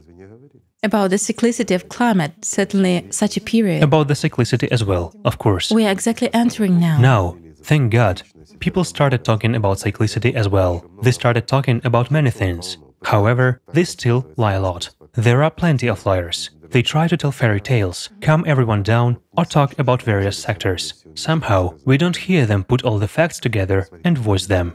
Again, just look, the consumerist format. Even now, Tatiana and I cannot tell you the truth and voice the numbers we know. Why? Because we can talk solely about those numbers and voice only that which is available in public access in the media. Officially announced numbers, so to say. Officially announced, right. Why? So as not to sound unfounded. She has put it in such a civilized manner. You see, right? It's in order to continue at least talking and communicating with you, right? Otherwise, a lot of complaints arise towards us from everyone that we voice non-objective things. Non-objective things. Yet, how can we be more objective, my friends? Look outside your windows, really. How can we be more objective? They ask, is there a way out? Yes, there is. The way out is one, the creative society. But it is extremely difficult to come to it. Well, isn't it so? It is. Just look. Over 2 years we have grown. There are a lot of us. Thank God a lot of people already participate in the Creative Society project and so on. But people, there are 8 billion of us. For us to decide something, we must be the majority of people. At least 6 billion of us out of 8 must say, yes, we are starting and taking action. That's when we can proceed to action. Some heroes now, well, many of them will say, enough talking, I like this one, enough talking. Why are you only talking? We should take action. What action? Again, what does action consist in? We all get together, go and take from the rich and distribute it among ourselves, the poor. Is that a solution? Is that a construction of the creative society? Or another round of consumerism? A simple question. How can we do something good? How can we build the creative society by means of violence? A simple question. Well, it's an elephant in a china shop. You see, you cannot put it otherwise. These are people who just don't filter their thoughts, desires, and so on. Again, it's personal alpha that wants to manifest itself right now. And merely people who live in an unfavorable environment. And obviously in the neighborhood or the house they live in, the level of CO2 has already gone beyond the limits. And they're breathing bad air. As it is said, CO2 increased to critical levels reduces our mental activity and ability to think clearly. And in May of this year, we broke the record for the level of CO2 because it has already reached just over 419 parts per million. There you go. Tatiana, may I ask you a question? Are you saying that soon we will all forget how to think? Perhaps it's just to make us move a little faster, while we can still make at least some decisions. How many parts are left? Actually, I think the irreversible consequences start already at about 426, but 419 is sort of an average indicator. Negative consequences in the human body, yes. And somewhere it's already off the charts for sure. Off the charts, right. Yes, so we have to hurry, that's for sure, because we know that we won't be able to. Later, we simply will not understand. Do you know what the funniest thing is? I have a feeling that many people indeed have been already oversaturated with CO2 because they don't understand elementary things. They simply sit and say, you do it, while we sit and wait. Meanwhile, a lot of people are spending their own time and money trying to do something for the survival of all humanity. Well, that's true. Let's look at our people of Allatra. After all, they are the real heroes of today. Again, they are under constant stress, under constant overload. Plus a lot of criticism is poured on them. From whom? From those very slackers and idlers. And, let's put it so, from those who sit on a couch and merely criticize, but do nothing for people and will not do anything. Why? Because, and we have to admit this as humanity, that in reality, because of the consumerist format, we have also brought up a certain part of society as parasitical. They really don't want to do anything even for themselves. So, if their number is overwhelming, and we don't know how many of such people are there, then there is no prospect of building the creative society, while it's the only format where we can really all unite and whereby using modern technology, we will be able, let's say, to survive as a population, to survive as humanity. It's not just, well, like some people say, it's necessary to reduce the current population by 95% so that only 5% is left, then something will change. No, my friends. I will digress a little bit. Even if 2% of us remain, we will not change anything anymore. If it were 30 years ago, yes, humanity would have 100 years, maybe even a little more, if we were reduced to at least 500 million. As of today, nothing can be changed. It is already serious information. It means that there is no sense in reducing our number as humans. That will not solve anything. Even those 5% or 2% left, no matter how many, will exist for an extremely short period of time. So, we have to approach this seriously, and as the entire society. And here, it's no longer possible to shift responsibility onto those whom we elect. Again, why? Simply because they are busy, thinking about what to feed us with, how to survive, how to withstand the current geopolitics, and how not to let the country as a whole, meaning you and me, collapse. They do have an enormous responsibility, and so forth. There is no need to criticize them. We elected them ourselves, and they are merely human beings, the same as we are. They only have a much greater workload and responsibility than any of us. And to shift all our salvation onto them, well, what will they do? If we don't want to, and if we don't act, how will they do it? Will they force us? Force us to do what? To become humans? Nothing will work. Because what will any violence mean? A consumerist format. We cannot build the creative society through violence. While in order for us to do something, we should consolidate all of our human resources. You see, there is such a notion as an egregore.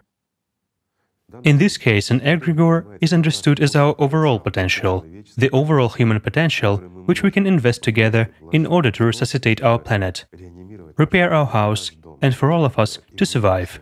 That's the way it is. We are talking precisely about the egregore. There is no other way to do that. And again, when 10 years ago we were literally 7 billion, we wouldn't have managed to do that. Now we can do it. Why? Because there are 8 billion of us. We are much stronger, smarter, and more technologically advanced than we were 10 years ago. We can withstand these challenges. But we can only withstand them together. And in order to join hands together, we need to give up many things: foolishness, stupidity, selfishness, alpha, and pridefulness. These trifles that will disappear anyway, in fact. But the question is, will they disappear together with us, or will they disappear without us in humanity? Humanity will remain, but the stupidity will disappear.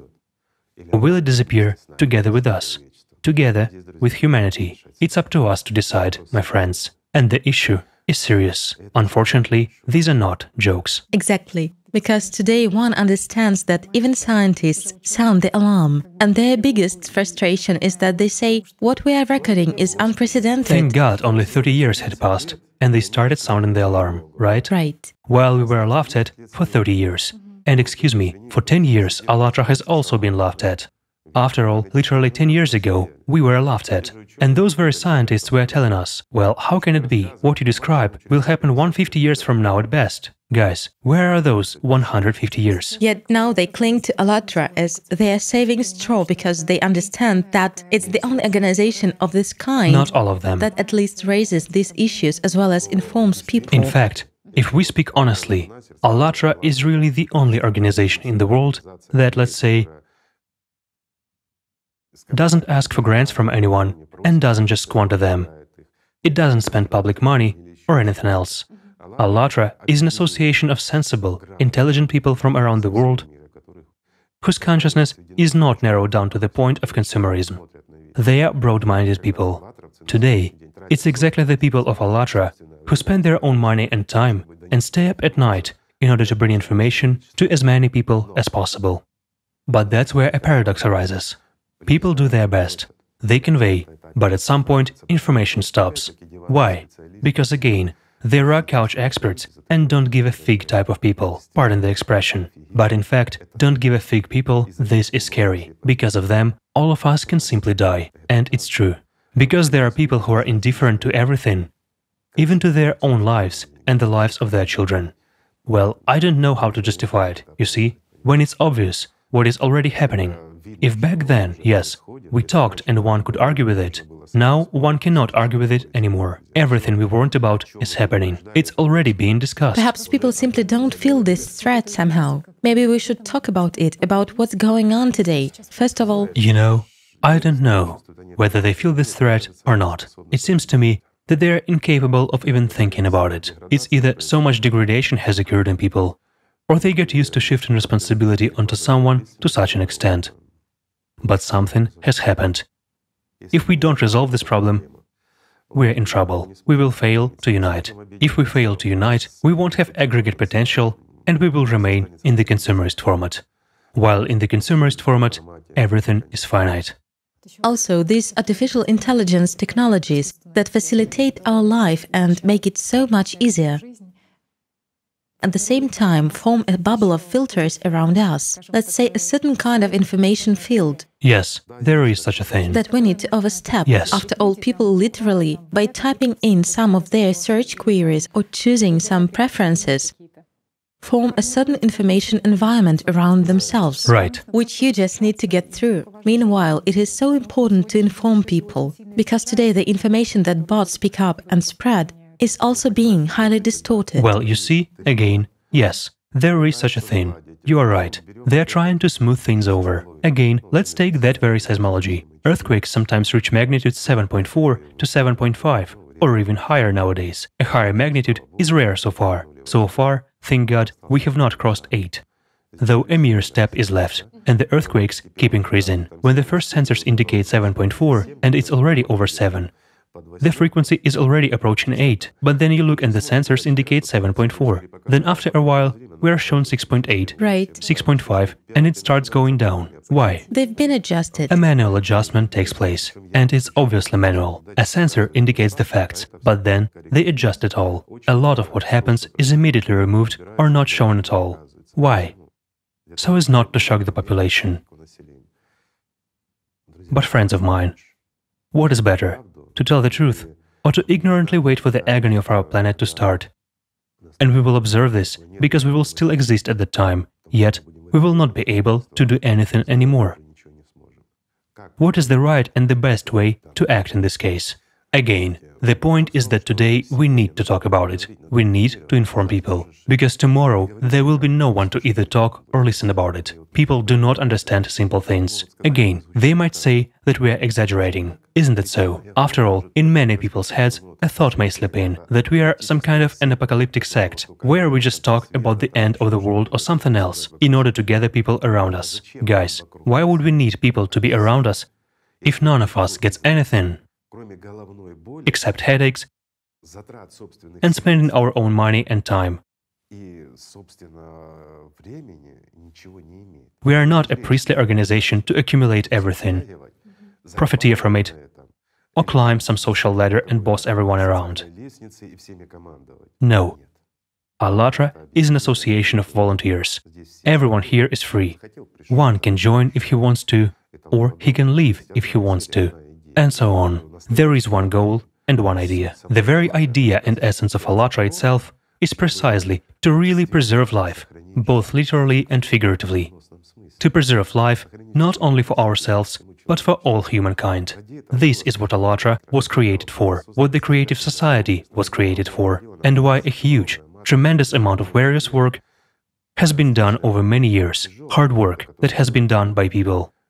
Again, not for the sake of pleasing themselves or something. Isn't that so? But someone again, say, had his pride hurt, was looked at in a wrong way, wasn't given a position or something else. What positions? No one here has positions. There are no bosses here. Here, you have to roll up your sleeves and work. There is no room for ambitions here, because your lives and the lives of your children are at stake. And unlike others, we understand that. And today, we can already talk about this, you see? 2 years ago, or even a year ago, we couldn't talk about it. Why? the situation was different. No, not in politics. The situation in the world was different. When we started talking openly in 2014, when we were already formed as an organization, we started talking more publicly about this, about climate change, about what was happening. We warned, because we knew that 2015 would be a pivotal year. They laughed at us and immediately branded us an apocalyptic sect. That's all you can talk about, and so on. A sect? Okay, a sect. An apocalyptic one, so be it. You know, honestly, I'm sorry, but I don't care who thinks what and who says what about me. You can say what you want, but let's just unite together, save our world, and then you can play around and enjoy as you please. But in order for us to save it, we need to unite. It is the only way to build a creative society. There is simply no other alternative, friends. Simply none. Yes, I understand that they will search for various solutions on how to try to build a creative society from a consumerist format and at the same time retain power, retain their alpha, and so on. My friends, I'll tell you simply, either we, all together, really begin to understand that the world is on the brink. Nowadays, everyone is already talking about this. We are not talking about economics, geopolitics, wars, and so forth. We are talking about our planet, which we, as humanity, have eaten, destroyed, poisoned, and basically killed. But we can still do something. So, either we take it on and do something, but all together, or let each of us mind our own business. There is no other alternative. Let's solve our unresolved problems. Someone hasn't planted a tree yet. Someone hasn't finished building a house. Well, let's finish building it. Let's plant trees. Let's finish building houses. I don't know for whom. Maybe for tardigrades. Well, surely mold is likely to survive. Yet, not for long. Well, when they fly to Mars, they will tell us what is there. And we will find out what is there. But there are no houses or trees. That's for sure. You know, some people are jealous of those who want to go to Mars.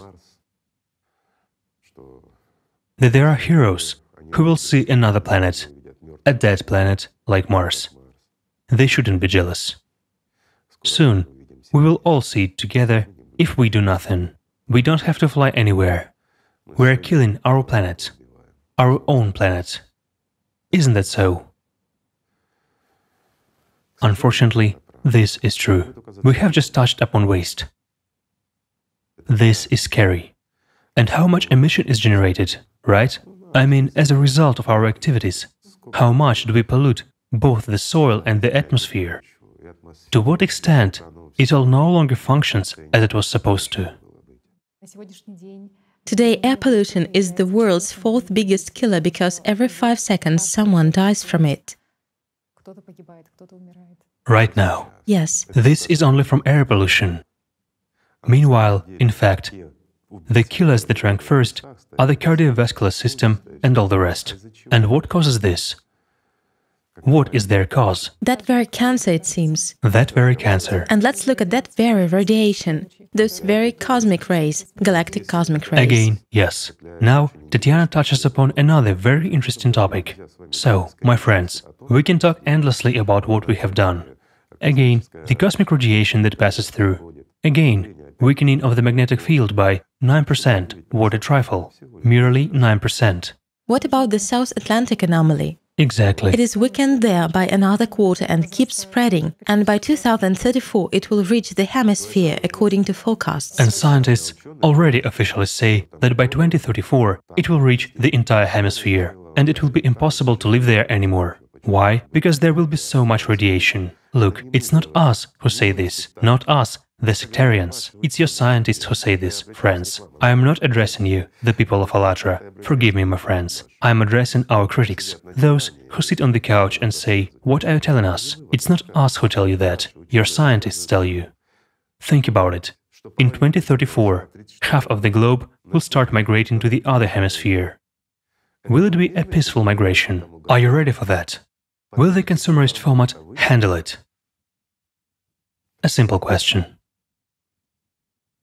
If even now many people, the majority, no longer have means for subsistence. That's the problem. I am not even talking about ocean acidification, which has already occurred. What is ocean acidification?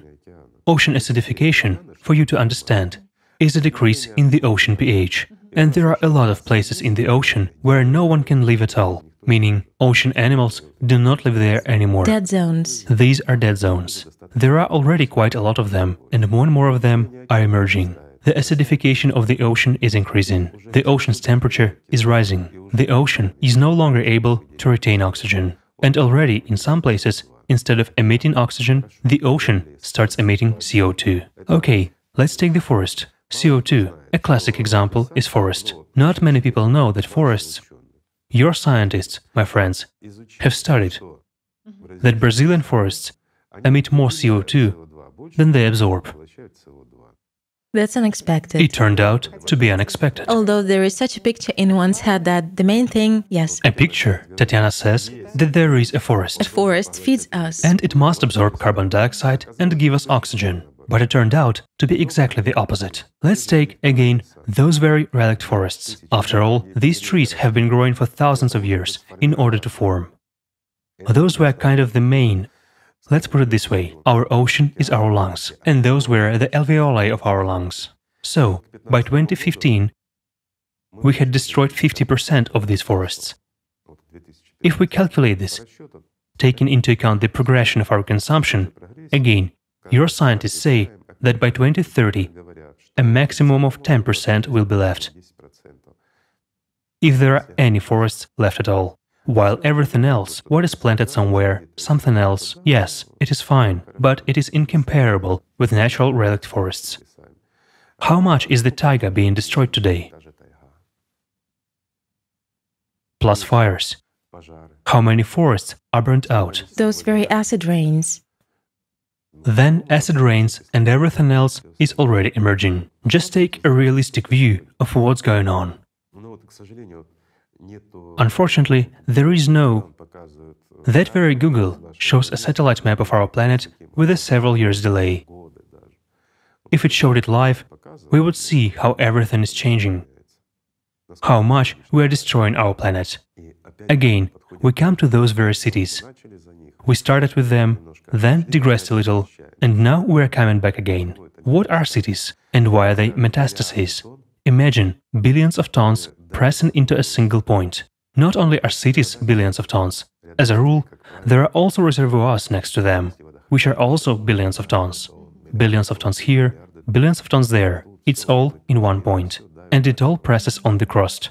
As a rule, scientists used to tell us, it cannot affect. Well, how can this affect? Civilization does not affect the deformation of the Earth's crust in any way, yes. In no way, yes. They used to tell us until recently. But they don't say it anymore. Well, we already, yes. We talked about this 30 years ago and 10 years ago. And you know, it's only the second year now that information has started to appear, like, yes, it turns out that our cities, not even megalopolises, but just rather big cities, affect a lot. They affect the crust, they affect the lithosphere. They do affect this. It turns out that the constant pressure, plus the temperature regime, plus they get in the way of the wind. It's like new mountains that appeared out of nothing. It turns out that this affects our planet very much. Even technological seismicity is also related to everything in the world. What about the technological one? It's due to the production of hydrocarbons and everything else. Yes, all this mining industry. And in fact, it's true. How to tell you, friends? Well, if you want to, you can browse it and take a broader look for yourselves. Tatiana and I can talk about this for a very long time, because we have really started it all very seriously since long ago. Even that basic, land use. After all, it turns out that we, people, have decided to rearrange this. There were forests here. How many times? Now there will be pastures here. We turn forests into pastures, and we turn pastures into cities. Yes, and as of today... Just a simple example, friends. We have 15% of the world's swamps left. Of the swamps that were all over the world. Just to make it clear, we won't be able to survive without swamps. Swarms play a tremendous role. So, we just took Our filters. a simple question. Our liver. We have reduced it to 15%. Only 15% of our liver is left. Will we be able to live as we did before? Considering that we rearrange the kidneys and spleen and expect our body to operate normally at a time when it is undergoing enormous intoxication and when we are constantly overloading it. And instead of treating it, we keep loading it. And at this time our body has cancer with a lot of metastases. What is the perspective? Tell me. These are the realities of today, so that you look at things sensibly. Many will again say, "Why are you scaring us again?" We are not scaring you, we are telling you. But what is the way out? The way out is the creative society. We are not going to tell you about the creative society. We have been talking about it for 2 years. Watch, there is a lot of information. And what the real advantage is, and why the consumerist format is a path to nowhere. But we, humanity, have only two paths. Either a path to nowhere, with the patient I just described, or, the creative society, where there is indeed a chance for every person. For all of humanity, first and foremost, we have no other option. Again, why is what is possible in the creative society impossible in the consumerist format? I'll give you a simple example, friends. FFGs, meaning fuel-free generators with an efficiency greater than 1.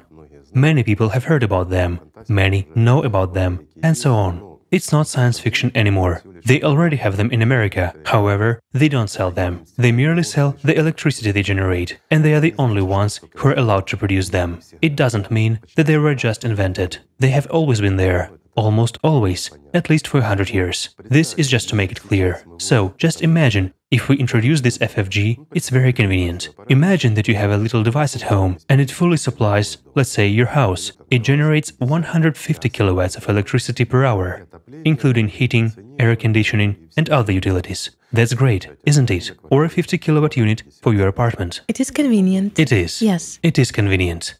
Everyone will agree it is convenient. People say it would be great if they existed. Guys, they have always existed, and they still exist. There is no problem with them. Do you know what the problem is with your life? If we introduce FFGs now, all the hydrocarbons kind of become irrelevant. Again, generation of that very power, it's nuclear power, plus we have hydropower, Wind power. solar power, then thermal power plants. It all becomes a thing of the past. Now think about how many families would become jobless if we merely introduced FFGs under the consumerist format. From a cleaner at a gas station, a regular gas station, where you fill up your cars. There are cleaners, there are gasoline attendants there. There are those who stand at the cash registers, to logistics personnel, those who transport this gasoline, those who make the gasoline, those who extract these hydrocarbons. These are millions of families, millions and millions of families. They all become jobless, so they cannot buy goods from those who produce them. That's millions more families without jobs. Millions and millions of families means billions. How are we going to live? That's the main reason why FFGs are not introduced. And not because someone will become poorer, or oligarchs will become poorer. They will become poorer on one thing and richer on another. That's not the point. The point is in us, that we will have nothing to eat. As of today, yes. The issue is acute with that very artificial intelligence, which will take jobs from us. Yet, there are a lot of other issues. Introduction of FFGs in the creative society will be acceptable to everyone. From the environmental perspective, and again, no one will lose their job. And even those who don't have one won't become poorer. A simple point. That's why it is the creative society. But what do we get in return? In return, we will get energy sources that will exceed even the capacity of all humanity combined. The amount of power humanity has generated over its entire history is nothing compared to even one device. There are no such numbers. Why? Because an FFG is capable of extracting and generating as much power as we need at any point of the universe. I emphasize, not only on Earth. It was used. Well, that's already the history of the past. Let's not touch it. So, friends, it turns out that what is acceptable and favorable in the creative society is fatally dangerous in the consumerist format. That's why we say that building a creative society is the only option. But in order to build it, all of us need to unite. Even with those who criticize us, because without them we can do nothing. We need to unite with those who want to do nothing and lie on a couch, with those who shift responsibility. Well, let's say, with everyone. Why? Because we are all humankind. And in order for us to build one united civilization and really be able to withstand the present-day challenges, these catastrophic challenges, it's a problem which humanity has never faced before, and we must solve it and get through it. We have only two paths. Either we solve this problem, or we don't solve this problem. If we don't solve it, we cease to exist. This is no longer a fairy tale. This is already being talked about openly everywhere. That's why there was this statement. It was about the economy, but the man said it right. All of us, people, are in the same boat. We are floating down the river, and excuse me, there is a waterfall ahead. And in order for us not to fall off this waterfall, we must all unite and row in the opposite direction. We can stay afloat. We can survive, but only if we all row together.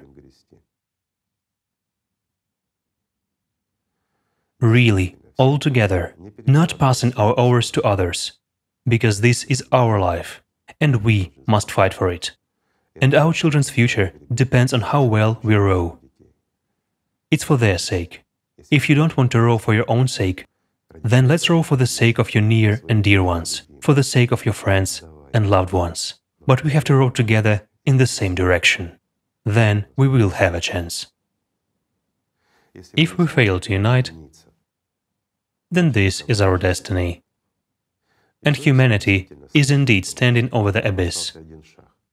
We have one step left. If we can join hands, we will be able to turn around and change a lot. If we fail to join hands, there is only one thing left for us to do, to take the last step and just fall into the abyss. But believe me, on the way down, everyone will realize that we were right and what should actually have been done. But when we fly down there, we won't be able to do anything anymore. There is a point beyond which we will be unable to do anything.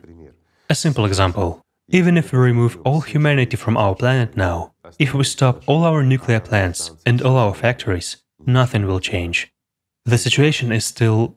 This flywheel that we have spun will destroy our planet anyway, even without us. Therefore, we must change the situation drastically. Otherwise, we will really just fall down off this cliff.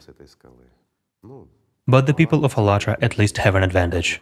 They at least know where to fly, while the rest will just fall down. There is a point here too, but that's a different topic. But in general, we must do everything to survive, of course. You see? Another advantage of the creative society is that... I'll just give a simple example, so that everyone understands, even those for whom the environment is very poor and there is too much CO2. I'll put it in layman's terms. In the consumerist format, the highest value is money. But in the creative format, the highest value is human life. Yes, my friend, human life. Yours, your children's, your mother's, and our lives, the lives of all people. And that's what it is built on. We begin to approach things in a different way. We will be able to think in a different way. We will be able to distribute everything in a different way. We will be able to produce everything in a different way. And we will have a chance that we will be able to implement. But we will be able to implement it jointly. That's the point. Or again, everything remains as it has been. We will live as we used to. The sun is still shining. When you go outside, The sky is blue and the grass is green. Why change anything? We can do it this way too. Again, it's up to us to decide. Friends, our choices will define everything. But remember one thing. We, who are living now, are the last generation. We're either the last generation that exists in the hell of the consumerist format, and the first generation to enter the paradise of the creative society. Or we're the last generation that lived in the paradise of the consumerist format, and will enter the hell of that reality which awaits us tomorrow in the same consumerist format. It's up to us to decide whom to be, friends. Do you know what I would like to say? That in the future, regardless of the course of events, no matter which path we choose, there will be neither poor nor rich among us.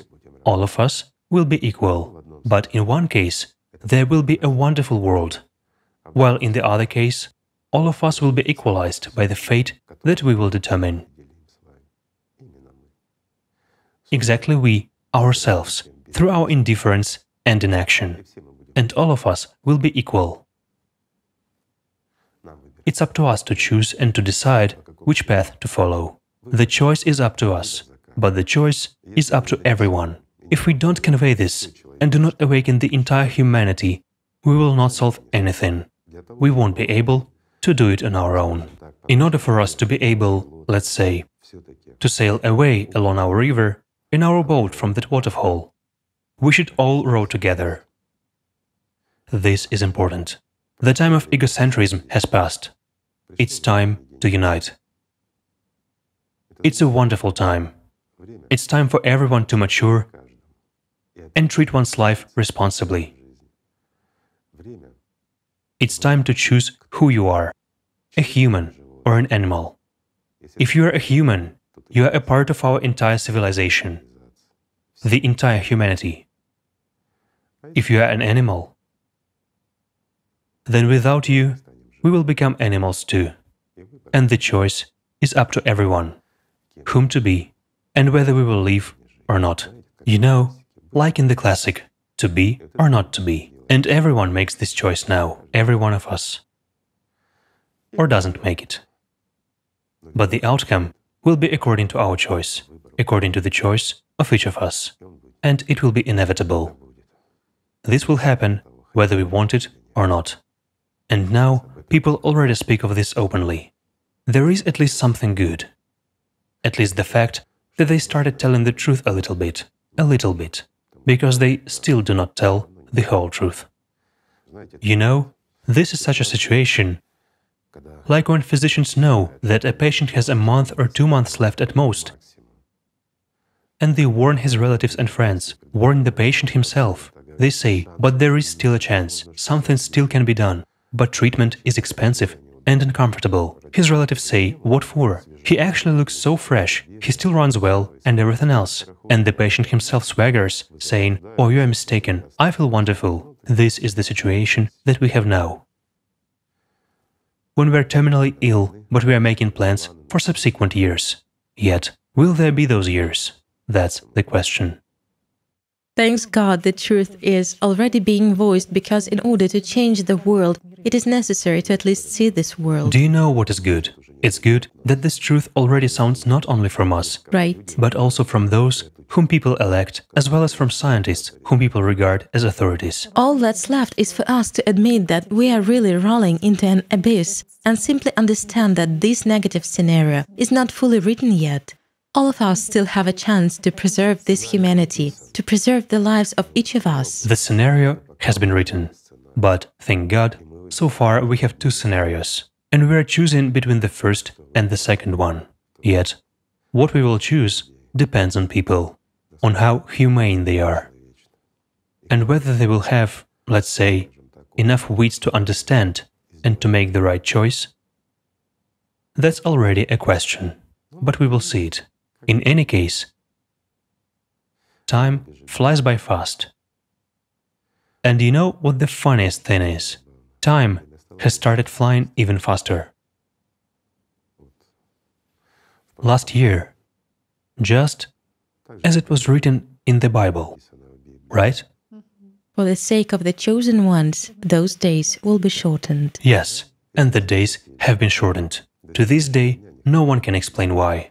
After all, the globe used to rotate with deceleration, and this complies with all the laws of physics. But then hop, and last year it accelerated. That's why apocalyptic scenarios are now being voiced by scientists as well. Because nobody knows what the implications are for the future and whether this trend will continue. Of course it will. Yes, it will. These are no longer jokes. But it is just one of the signals out of a great multitude of signals, isn't it so? No, there are plenty of signals of this kind coming from all sides, no matter where you look. Our planet is already behaving like a consumer. It takes without giving. We already know that the heat exchange has been disrupted. Yet, the planet is the same as we are. But how else is it supposed to behave? We take more heat energy than we give. I'm sorry, but for how long have we, humanity, been constantly taking and giving nothing? No, we were taking what is good and giving what is bad. We were killing the planet. We, there is such an example. Friends, excuse me, but I will give it. We behave like parasites inside a dog. We devour it from inside and just kill it with our toxins. And when it is already lying and whining, that's already the end. But we continue swaggering and saying, so what? It is still warm, we can still eat it. So, we are in the same state now. We, people. Are we actually parasites? No, friends, we are not parasites. It's just that the worst part now predominates in us. We are dual. There is a worse part and a better part in us. Now our worst part dominates the better one, while it should be vice versa, and it depends on us whether it will be so or not. This is also true, and everyone feels and understands this. It's just that sometimes we make a different choice, not the one we need and not the one that can save us. But the time has come to tell the truth and to make the true choice, to really become a hero. The question is whether we will have enough courage. I hope we will. Otherwise, what's the point of all this? Isn't it so? We will see. And here, of course, games are no longer appropriate. Yet, there is a positive point as well. So far, it is too early, but a little bit later. We will say when. You may bravely take out huge loans, because there will be no one to repay them to. So, my friends, I have a simple suggestion. Let's actually live in such a way so as not to be forced to take out non-repayable loans, knowing in advance that there will be no one to repay them to. Do you know what is bad about this? There will be no one to pay them either. This is also the point. Our topic is sad, Tatiana. We should have better talked about something good. But I understand that this should also be discussed. So excuse us, friends, if we have slightly ruined your mood by telling the truth. However, the time of truth has come. Without truth, we will not survive. We have not exaggerated. No, just note, we have told you almost nothing scary. If we would have told you even 50% of what we ourselves know. But it's better for you not to know that. You see, knowledge multiplies grief. Especially when you understand that there is a chance, but due to someone's laziness, due to someone's unwillingness, due to someone's alpha, lazy alpha. We are playing, like in a casino. We are staking life. This is wrong. Life is not a stake. It is life. There is nothing more valuable, because without life, everything is meaningless. Let's begin with what is simple, with the simplest things. Just to look at things broadly, to look reasonably, to look at reality, the reality of today, without illusions, just the way it is. And let's learn to tell the truth at least to ourselves. Then it will stimulate us to teach this to others as well. If we have time, believe me, life is much more beautiful than what awaits us. Let's begin with what is simple, to simply love each other. Thank you for being with us. And excuse us for the sad news, but this is true. Thank you, Tatiana. Thank you very much, Igor Mikhailovich. Thank you too, friends. Thank you all.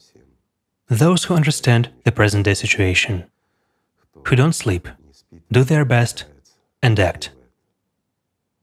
Lots of thanks to really the best people of this world. Thank you for being there, and thank you for being with us. Thank you, friends.